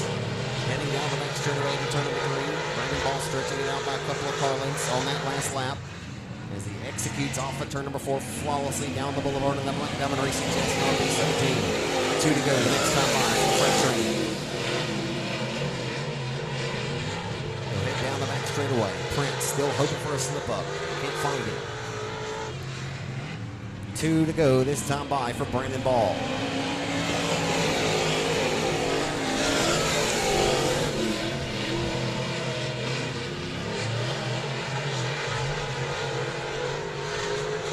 The white flag awaits this time by for the B17.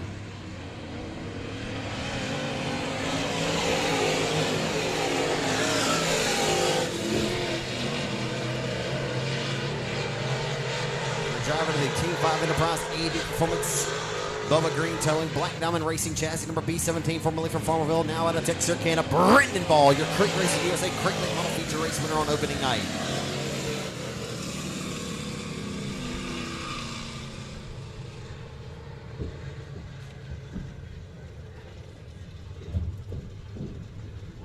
Where are you going tomorrow?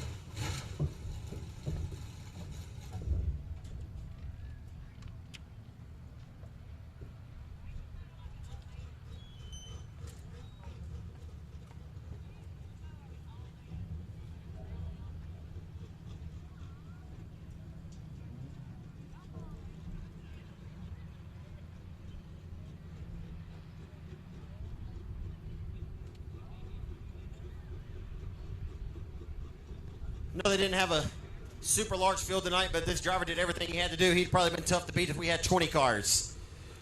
First win of the year for the driver of the Beckham Motorsports Team 5 Enterprise AB Performance, Bubba Green Towing, B17. How about a hand for the freight train, Brandon Ball in B17.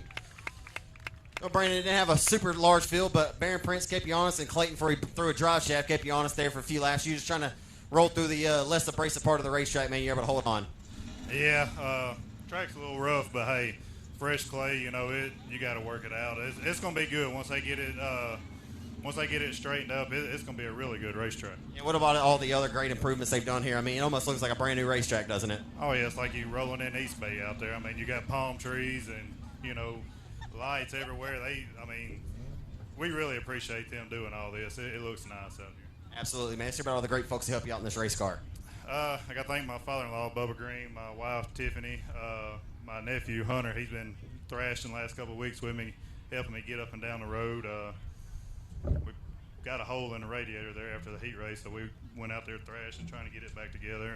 Scooter, he brought me radiator stuff. So my dad, AB Performance, Parrot Bucking Bulls, SNDC Trucker, my uncle, Team 5 Enterprise, Razor Edge Graphics, Bubba Green Towing, Joel Ball Trucking, Bulletproof Tees. Just everybody. I appreciate the track. I appreciate all y'all coming out, and glad to get a win. A couple cars. Wish we would have had some more cars, but we'll get them here. Always earn, never given, my friend. Congratulations. Thank you. There he is, folks. Brandon Ball, tonight's Crate Racing USA Crate Late Model Feature Race winner.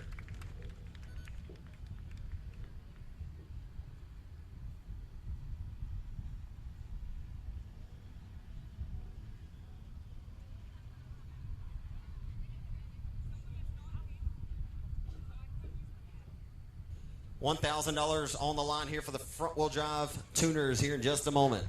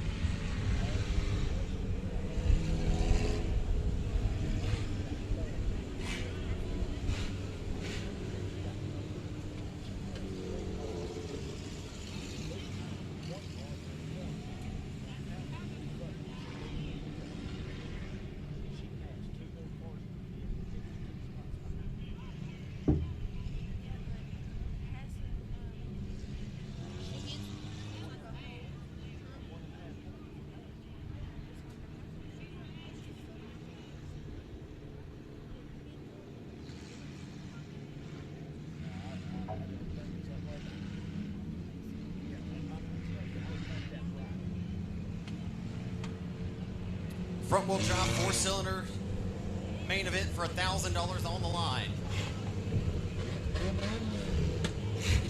And how about the lady in the field? Ashton Riddle is going to be your pole sitter tonight in car number 5.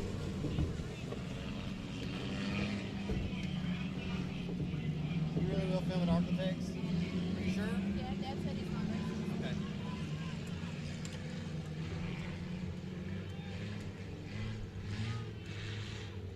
Okay.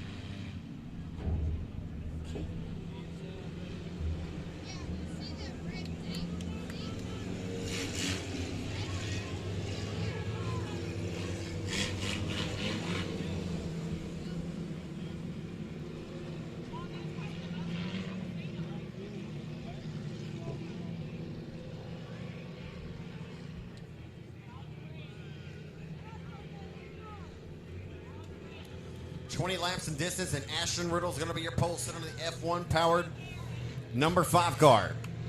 Grayson Wooten on the outside of car number 76, Justin Converse on 169. $1,000 on the line for the USRA Tuner feature event, and they hustle off of turn number 1 to the green flag. And the outside pole sitter got a pretty good, or outside front row starter got a much better start than Riddle did. And we'll see how that transpires here as Riddle washed up off the ends of the 2. Look out down the back straightaway. One to keep your eyes on is going to be car number 88 of Danny Bryant. Right now he is relegated into the 6th spot. But keep your eyes on that silver bullet, the number 88 car, right behind the number 46 checker car of Jackson Gallagher out of Louisiana. Grayson Wooten leads lap number 1, and look out, Riddle. Around she goes off the bottom of turn number 2. Didn't see exactly how that one transpires right there in my blind spot.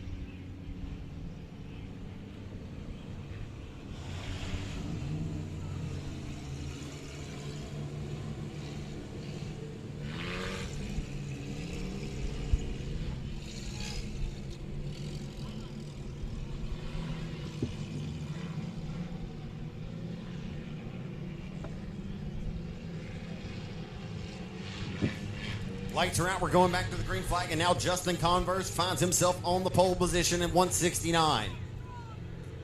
So tough break for Ashton Riddle. Assisted down to the infield. Her night will be DONE. Will stick a fork in her. Unfortunately, a great effort tonight in the heat race put her on the pole, and unfortunately be all for naught. As the lights are out, we're back underway on this restart, and Converse, the 169, the outside front row, got a much better start again on this restart as he did on the previous one. As Wooten jumps out front to the early race lead, look out, Danny Bryant off the back straightaway.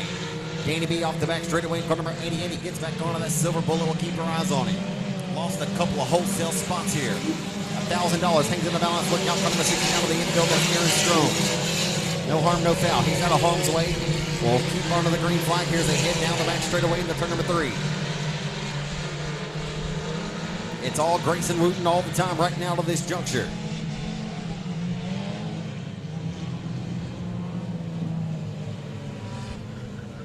Caution out on the racetrack for it.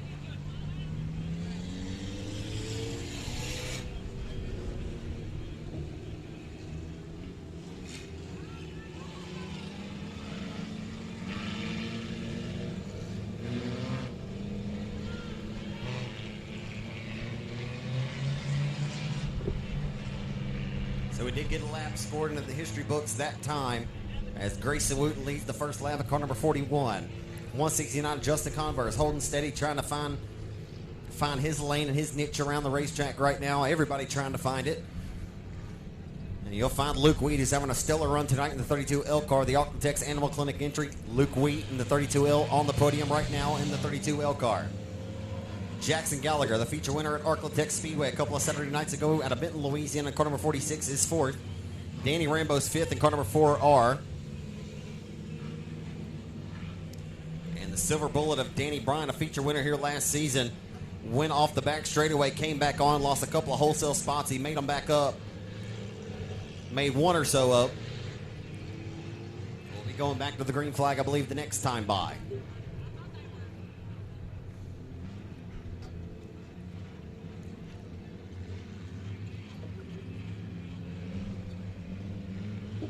Trying to get the 34 of Durham to the outside here.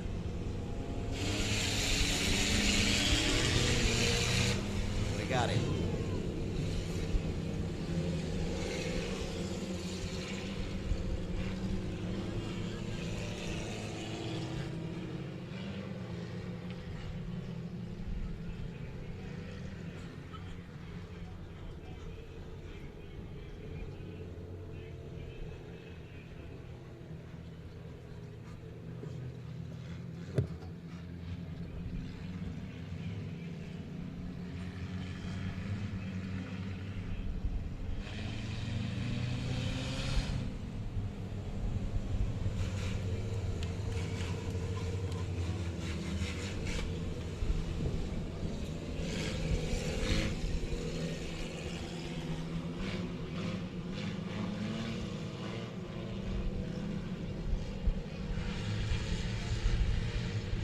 Lights out, we're going green with Grayson Wooten, your race leader in car number 41. 169 of Captain Universe inside of row number 2. Luke Wheat to the outside of him. The lights are out. We're back on our way off of turn number 4 they come. The USRA Tuner main event for $1,000 to win all the hustle off into turns 1 and 2 on the restart. Heading out 3 wide back here for the 5th spot off the exit 2 and down the back straightaway they come. Into turn number 3. It's all Grayson Wooten all the time as Justin Converse drives it in deep. 3 wide for 4th rather, off before a little bit of slight kiss of contact. Jackson Gallagher to the inside of Danny Rambo for the 4th spot as they hustle off into 1 and 2. Here comes Converse. He's got the trunk lid popping up and down. Maybe helping him aerodynamically. Into turn number 3. Here comes Converse. Off of 4 to the inside, driving it for all it's worth. Down the front straightaway back to the turn number 1. Converse in a Chevy Cavalier. Gallagher just lost the bumper, or trying to. Hanging off for dear life in the number 46, the Benton, Louisiana racer.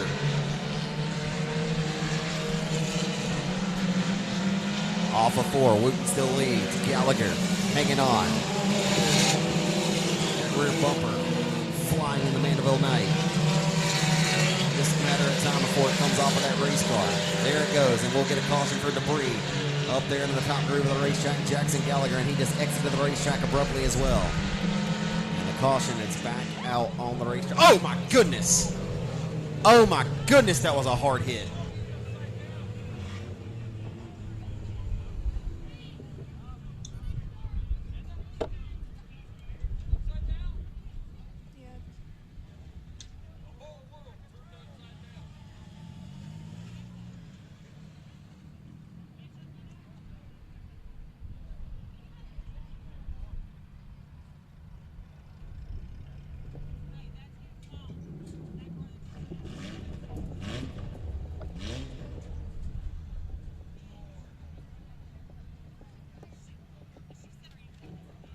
Who is that? That Mitch. wall. That's Mitch He Durham. hit the wall So so hard. hard. And I hope, I pray to God he had a head and neck restraint on him because, man, Yeah, that's Mitch. he hit it so hard.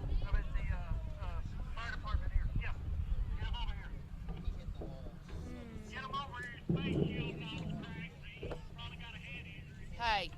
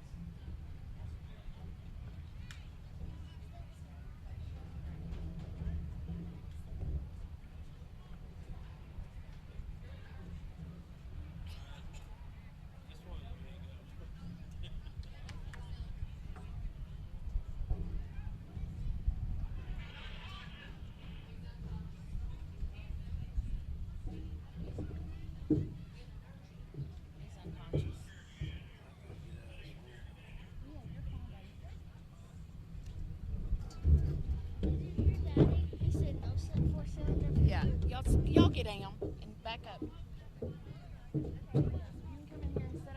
Get somewhere to park.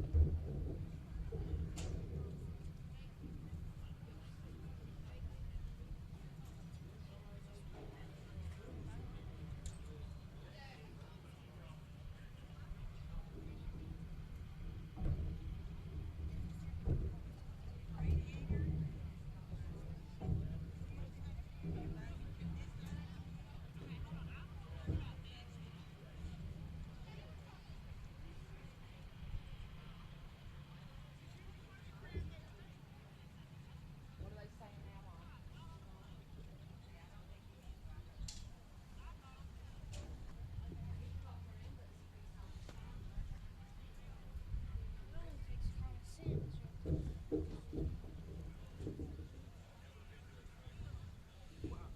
And Mitch Durham is responsive down here, ladies and gentlemen. He's talking back to the paramedics here. He knows where he's at. Just obviously, we're trying to get him out of the race car properly. We're trying to get him out.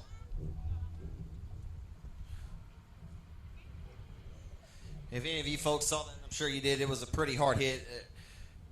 You can have all the current and all the best. You can have all the best safety, but when you hit a wall head on like that, it doesn't matter what you have. You're gonna take a lick like that. We're gonna get Mitch Durham checked out, obviously. But good news is, folks, he's responsive right now and he's able to talk back, and that's glory be to God, because that was a pretty hard lick there for him.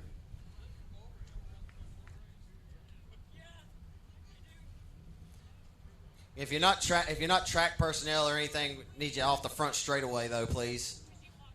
We'll get him taken care of here.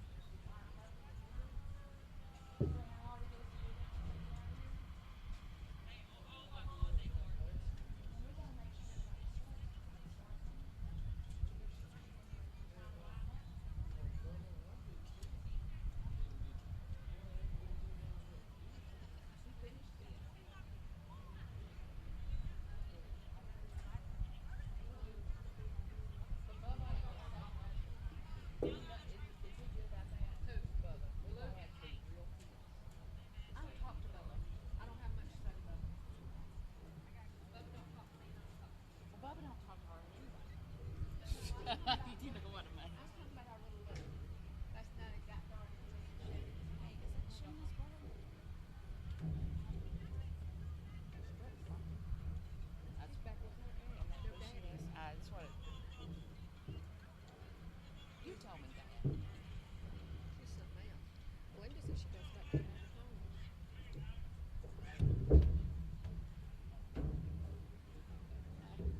But anyway, but it got dark.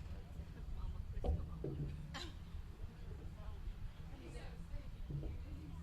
And Mitch is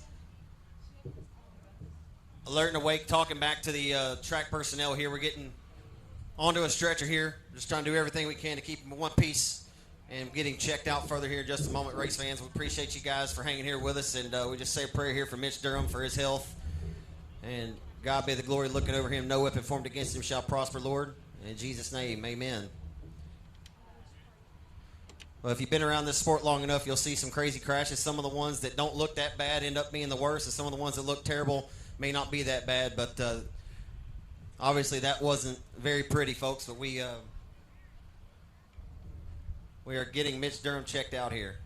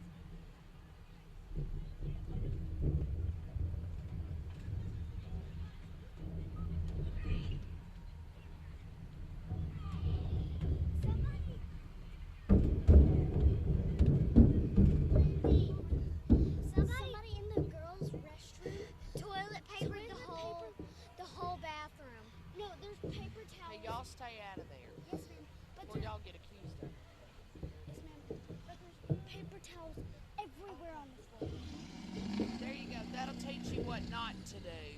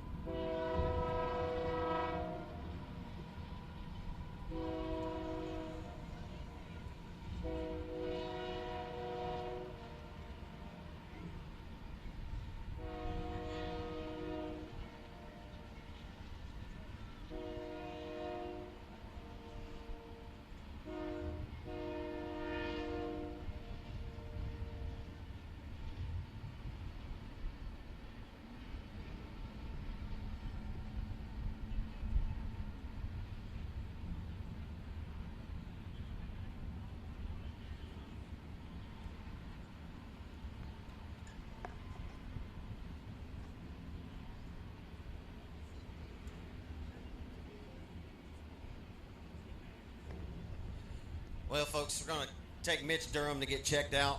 I've known Mitch for several years. Mitch won the last big paying front wheel drive tuner race here. He won a 5,000 to win tuner race here several years ago. It was his first career win at the time.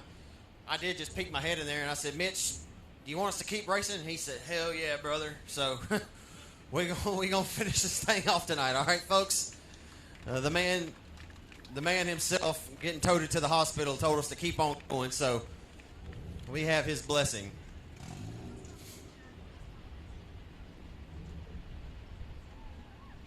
Again, everybody keep Mitch there in your thoughts and prayers.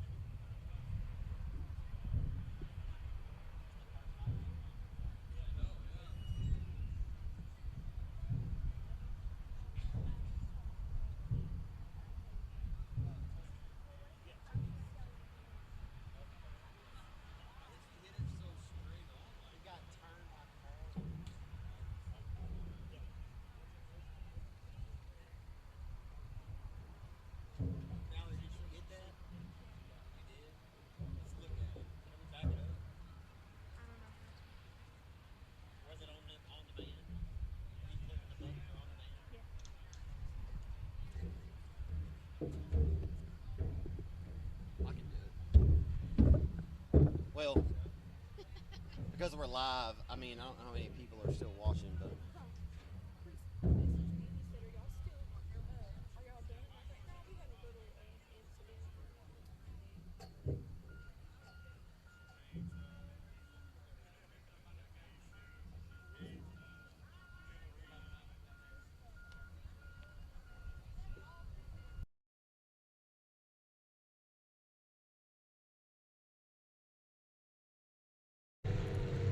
$169 of Captain Universe inside of row number 2. Luke Wheat to the outside of him. The lights are up.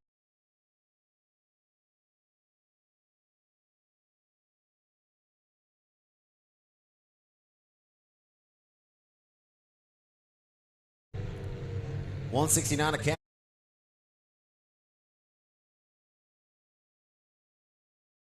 Driving it for all it's worth. Down the front straightaway back into turn number 1. Converse and a Chevy Cavalier. Gallagher just lost a bumper, or trying to. Hanging on for dear life in the number 46, the Benton, Louisiana racer.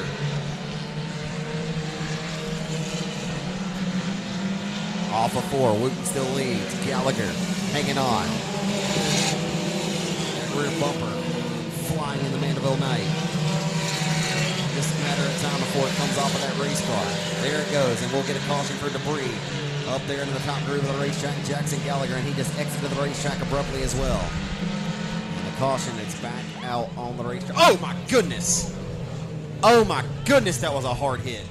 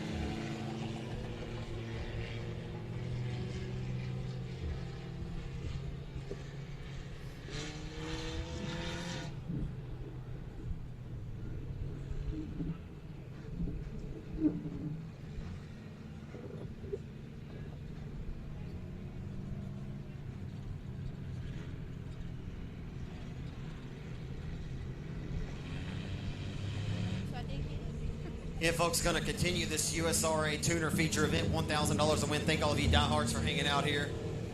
As we all have Mitch Durham in our thoughts and prayers here.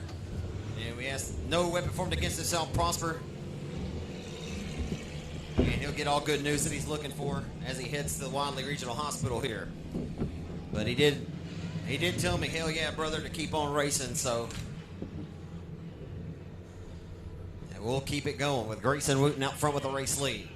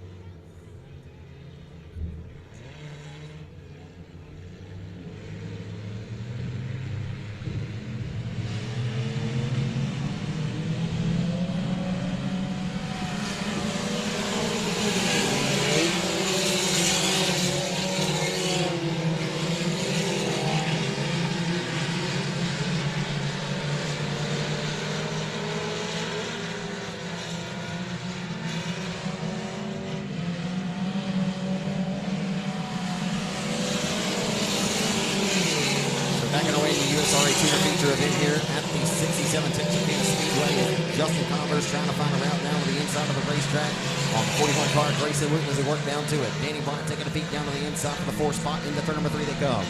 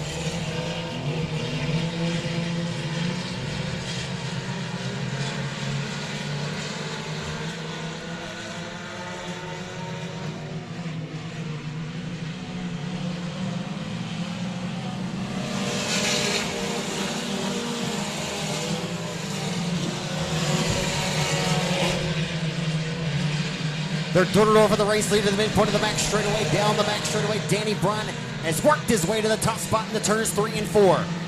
Somehow these drivers had to lock back in and get back going, including myself, as Converse and Wooten make contact for a second, as Wooten has surrendered the top spot to Danny Bryant.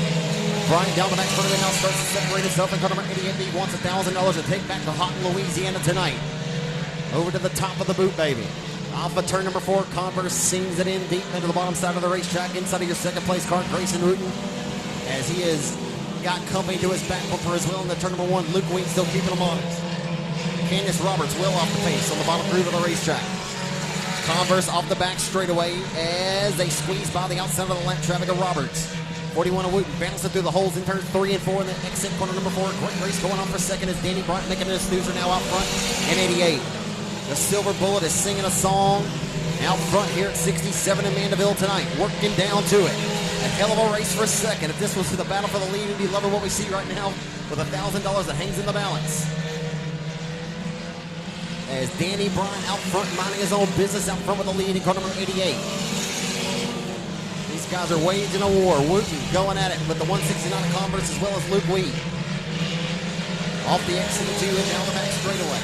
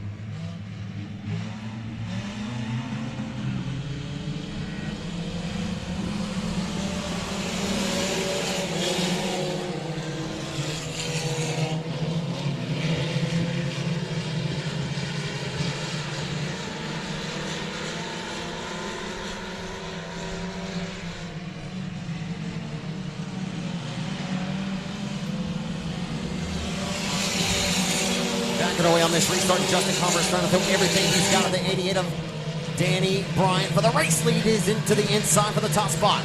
$1,000 hangs in the balance. You can see it right now by the demeanor on these drivers and the way they're willing these race cars as we work down to it. Just across halfway, 6 laps to go, I believe, this time by. As they hustle down the boulevard back into turns 1 and 2. Off of 2, they head down the back straightaway. Converse to the inside of the 88 of Danny Bryant. Bryant gets away unscathed down the back straightaway. They headed back off into turns 3 and 4. Converse sends it off really deep that time, trying to keep the car straight as an arrow.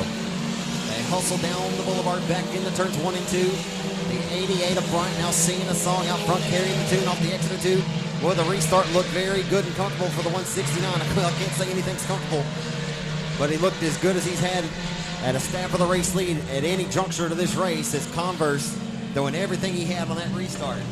Oh my goodness, and the caution is back out.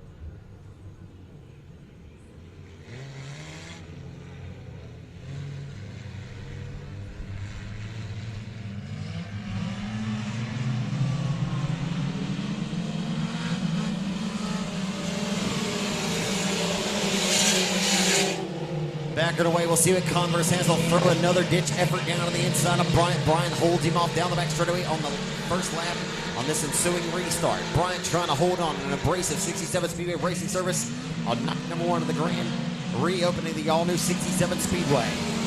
New clay been put down on this track. It'll take a little bit to christen it. And right now, these front-wheel drive tuners are trying to christen it for $1,000 here tonight. As Bryant just too smooth out front in car number 88. Working the wheel and working the wheel. Back into turns 3 and off of 4. He'll come this time down the front straightaway. Into turn number 1 goes Danny Bryant, that silver bullet. Bubba McEachern just won a front-wheel drive main event at the Boot Hill Speedway in Greenwood, Louisiana a few Saturday nights ago, proving that this thing is good with any driver behind the wheel, or a good driver. 2 good drivers been behind the saddle of this car. As Uncle Danny out front with the lead right now. As working down to it. Trying to get this one to the green flag and throw this night to the history books without any more scares here for us. So it's Bryant, Converse, Wooten into turn 3 with 2 laps to go.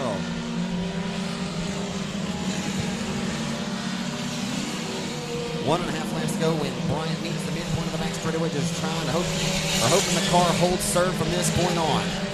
Keeps all 4 tires underneath him. There's no brakes on that race car. Again on this abrasive surface tonight as the white flag waves this time by.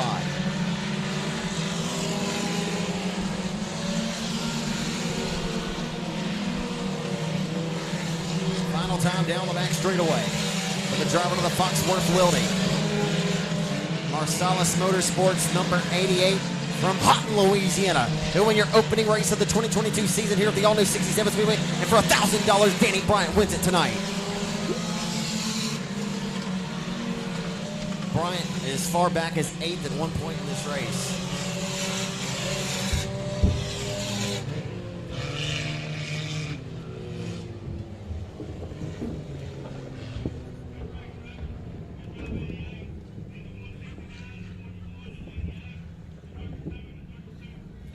I'll head down to get a victory lane interview here with your feature winner out of Houghton, Louisiana, Danny Bryant. His 3rd career win here at 67 Speedway here in Mandeville. Justin Converse threw everything he had at him on those restarts. Just didn't quite have enough mustard to squirt by.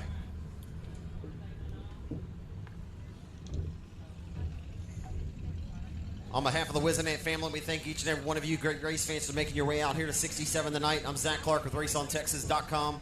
Always a blessing, an honor, and a privilege to call the race in action at any track I'm given the opportunity to do so. Everybody, please be blessed, be a blessing. Drive home, drive fast, take chances, but be easy with it. Y'all be sure to keep Mitch Durham in your thoughts and prayers there, folks. Everybody left in the house, and for everybody heading out, give him a big round of applause. Danny Bryant, 88, your $1,000 front-wheel drive 4-cylinder feature race winner tonight. Dude, you've won quite a few races the last several years, but I think you may have wore yourself out in that one, man. Abrasive surface tonight, new clay on the racetrack. But, man, you fell back as far as 8th in this race, man. You worked your way back forward, man. How'd you get it done? Well, I think I was the only one who was trying to be patient, and I ended up with a car on my hood. But, I mean, I could see there was some guys running, so I had to run with them, you know. I didn't want to let them get too far out there, and I just made my move when I could. It was rough. It was rough. How hard is it to kind of get back in the zone after a pretty wild crash that like that you were involved in? Well, I was a little nervous, and I knew she was, so I mean, I just had to keep a good mind, you know. Absolutely, and we hope Mitch is all right, of course, and that was a tough deal there. But man, this car's been so good. Whether your nephew's behind the wheel, Bubba, at the hill, or you're back in the saddle, I know when you're not off working, man, it feels good to get back behind the wheel and do something you love to do. Oh yeah, I appreciate it. I love it. I bought a factory stock. I'm going to pick it up tomorrow, so. Hell yeah, man! Looking forward to that. That's going to be awesome. Are you going to race it this year or what? If I get the motor done and stuff, I'll try to race this year. But the goal is for the first next year. Let's hear everybody. Let's hear everybody that helps you out, man. Man, it's Rocky Mountain Chocolate Factory, Tier Services, Marcellus Motorsport, F1, Brian Guy's Painting, TBG, R&D, Finish Line Detailing, Station 80, Smithy's Heating and Air. That dude threw everything at you on a couple of them restarts, man. He gave you all your worth. But this is the reason why I'm here. She loves it. My wife. Newlyweds, too. I congratulated you guys earlier. I couldn't remember where you celebrated at, but, man, happy for you guys. I know that you and Leslie, y'all love this sport together, and, man, that's what it's all about. Because if you had a wife sitting at home waiting on you, it wouldn't be as fun. I know that's right. Absolutely, man. Congratulations. You earned $1,000 for your efforts tonight, my friend. Thank you. There he is, folks. Danny Bryant tonight, your USRA Tuner Feature Race winner here at 67. It was Lake Tahoe, folks. Hey, good run, Justin. What were you going to have to do to get it done? I don't know, man. You threw everything at it, man. It was tough out there. Yeah, it probably didn't help whenever that Aston Riddle deal happened. My back left rear tire, it's got a new groove in it from the back rear. You gave it hell, man. It was fun watching you. Oh, thank you. There he is, folks. Justin Converse comes home second tonight. Again, folks, on behalf of the Wizenant family, we thank you so much for choosing 67 Speedway tonight as your official racing destination. Your judge, your executioner, the man with the plan with the flags in his hands tonight is Mr. Joe Hone with the flags tonight. I'm Zach Clark again with Race on Texas. We thank all of you diehard fans for choosing to spend your hard-earned money with us. Everybody, please be blessed, be a blessing. Keep Mitch Durham in your thoughts and prayers, and we'll see you next Friday and Saturday night here at 67.